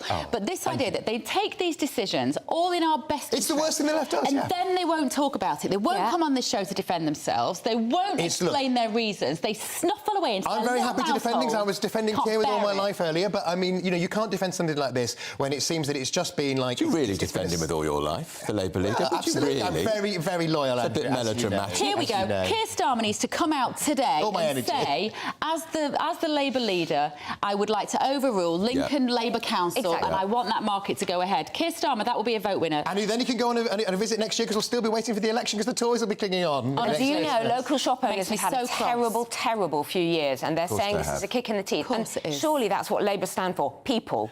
Local, ironically, shop Labour owners, launched its small traders. business charter over the weekend. It's a small business plan on Small Business Saturday, which was the Saturday just gone. Well, there you go. It seems a little bit ironic. So It's I think all just words. I think All just Jonathan words. Reynolds, the business spokesperson, may be on the phone as we speak to Lincoln and re-decision. But as Summer said, it's probably too late now. Yeah, for this year, but let's get it back next year. Yeah, but we can all go. Unacceptable. Outrageous. Look, it's in my view, it is a mistake. I'm not. I don't defend everything the Labour Party does. Indefensible, that's the word of the day. It is indefensible. Right, let's sort of lighten the mood and talk about sex, shall we, Emma? Let's talk about sex. I need a This is breather. hilarious. So this is young people saying they don't want so much sex on TV. What? They don't. This is Ulrika Johnson writing in The Sun, and she's saying this is a study which found that young people, bless them, Generation Z, Under the feel age there's of too much 24. sex. They don't want to see sex. They'd like to see more platonic relationships reflected, which... Snowflakes. Absolute snowflakes. They feel challenged by it. They want to see the other representations of relationships. It doesn't always need to be about sex. Ulrika Johnson, meanwhile, is saying, come on, we want more sex. Except- We want to see good sex. Don't you think, Matthew, this is because all the young people have got literally unlimited sex on their phones? No. I think that's part of it. I mean, for parents, it's just there was such a big worry about exposure to adult content, to put it politely. I mean, I think there is an interesting thing here that that because people are on their phones so much, it's about sex almost becomes transactional, and therefore maybe that's why they want to see more sort of different representations. And I think there's a little point in here, which is sometimes we don't see female friendships, male. I don't mean in terms of sexual, but just sort of buddies, enough because all traditionally, of course, all narrative, film and television is about falling in love rather than being with your buddies. You know what? You're so right, because if you think about Friends, the sitcom, that now is outdated because it was about friendship. Yes, they did end up in certain relationships. Absolutely. But it was centred around that. Yeah. Whereas actually, Emma, when you watch any drama now, particularly teen dramas, inevitably, somebody at some point, the friendship, they look at each other across their lattes and end up snogging. They do. And it does always come down to that. They feel there's too much romance. But I think there's something else going on with the younger generation. This is sort of under 24s, that they drink less, they have less promiscuous sex, they do less fun things that we used to do. I mean, very, very cautious. I mean, I hate to go back to the pandemic, but I think that people have grown up in a very weird world. I was talking to an 18-year-old who said that they didn't like to kiss because it was so close. Well, they spent 3 years of their formative years when we were snogging, wearing masks and not going near other people. So I think it damaged people profoundly in this age group. So maybe now this is a reaction and they don't want to see anything too intimate, too close, too they like confidence. And I think there's sex relationships are messy and gritty and kind of uncontrollable. And also, safety don't you think because of all the issues around consent that people are quite nervous now? You know, I think young men in particular, you know, quite rightly, lots of issues have been raised around consent, but it's finding the balance so people feel that they can experiment, but you know, and be safe, but not feel they have to shy away from what's a central part of life, as we all know. And it relates to our story about the Christmas market. It's been closed down because it's not safe. And so you've got a generation of kids who are terrified of everything. And yet we're living in a weird, you know, please, I really want to get to the president of COP28 saying there is no science behind phasing out fossil fuels, Emma. Did he declare an interest when he said this? Exactly. So because tell us who he is. This is a front-page Guardian, which they put in the smallest possible print they can. So he's saying, this is the Sultan Al-Jaber is claiming there's no science indicating that phasing out fossil fuels is needed to restrict global heating to 1.5. He said that the phase-out would not allow sustainable development unless you want to take the world back into caves. And of course, his day job is he's president running of the National Oil Company. Absolutely. And of course, then they're using it as we've already heard the revelations last week. They're using it as a trade fair to sell more oil contracts. And they are one of the world's 10 biggest oil-producing nations. Desert, isn't it? It really is bringing the concept of COP into disrepute, isn't it? Well, don't you think it had been brought into dispute many years before? Well, I believe in climate change. I believe we need to take action to what's the point of COP26? Minimise it. But I think it becomes a talk with 70,000 people. The Foreign Secretary arrived on a separate plane to the King, who's arrived on a separate plane to the Prime Minister. John Kerry getting off his plane, telling other private jet, telling other people not to go anywhere near. What is wrong? They all could have got flown together. Well, there is an issue about not having the King and the Prime Minister on the same plane. Yeah, all right. But why couldn't Keir Starmer travel with the Prime Minister?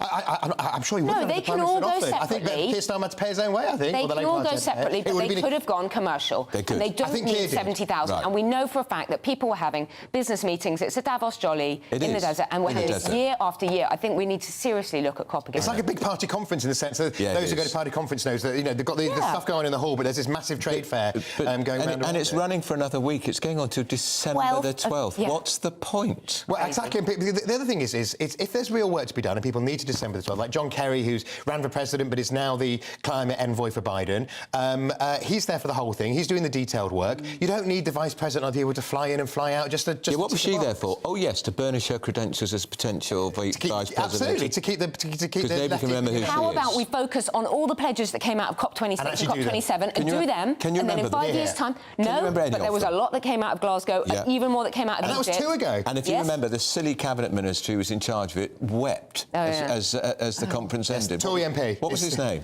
Alok Sharma. Alok Sharma. Where's he now? Whatever happened to him? Fighting for a seat, I think. No, he's standing down at next election because he knows he's going to lose. He's got a majority of 4,500.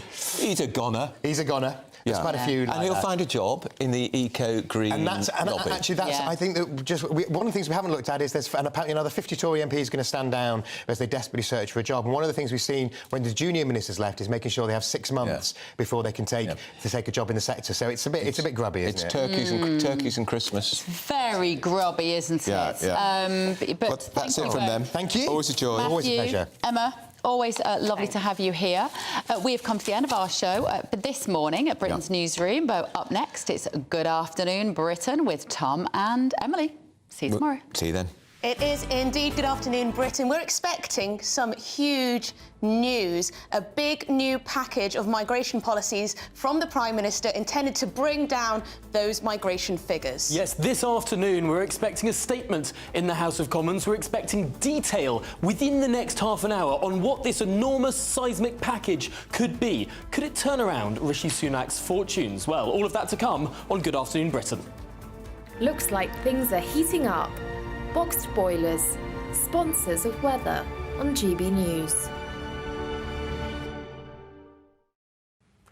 Hi there, it's Aidan McGibbon here from the Met Office with the GB News forecast. Following a very wintry weekend for some of us, it's a milder day today, cloudy for many, outbreaks of rain, although it is staying cold in the far north, central and northern Scotland, and then later for the rest of Scotland and Northern Ireland sitting in the cold air. But across England and Wales, southern Scotland, we've got a lot of cloud cover, outbreaks of rain. That rain, heavy and persistent in places, has caused some issues with some flooded roads and so on, and it's slow to move away through the rest of the day, so it is going to stay grey and damp.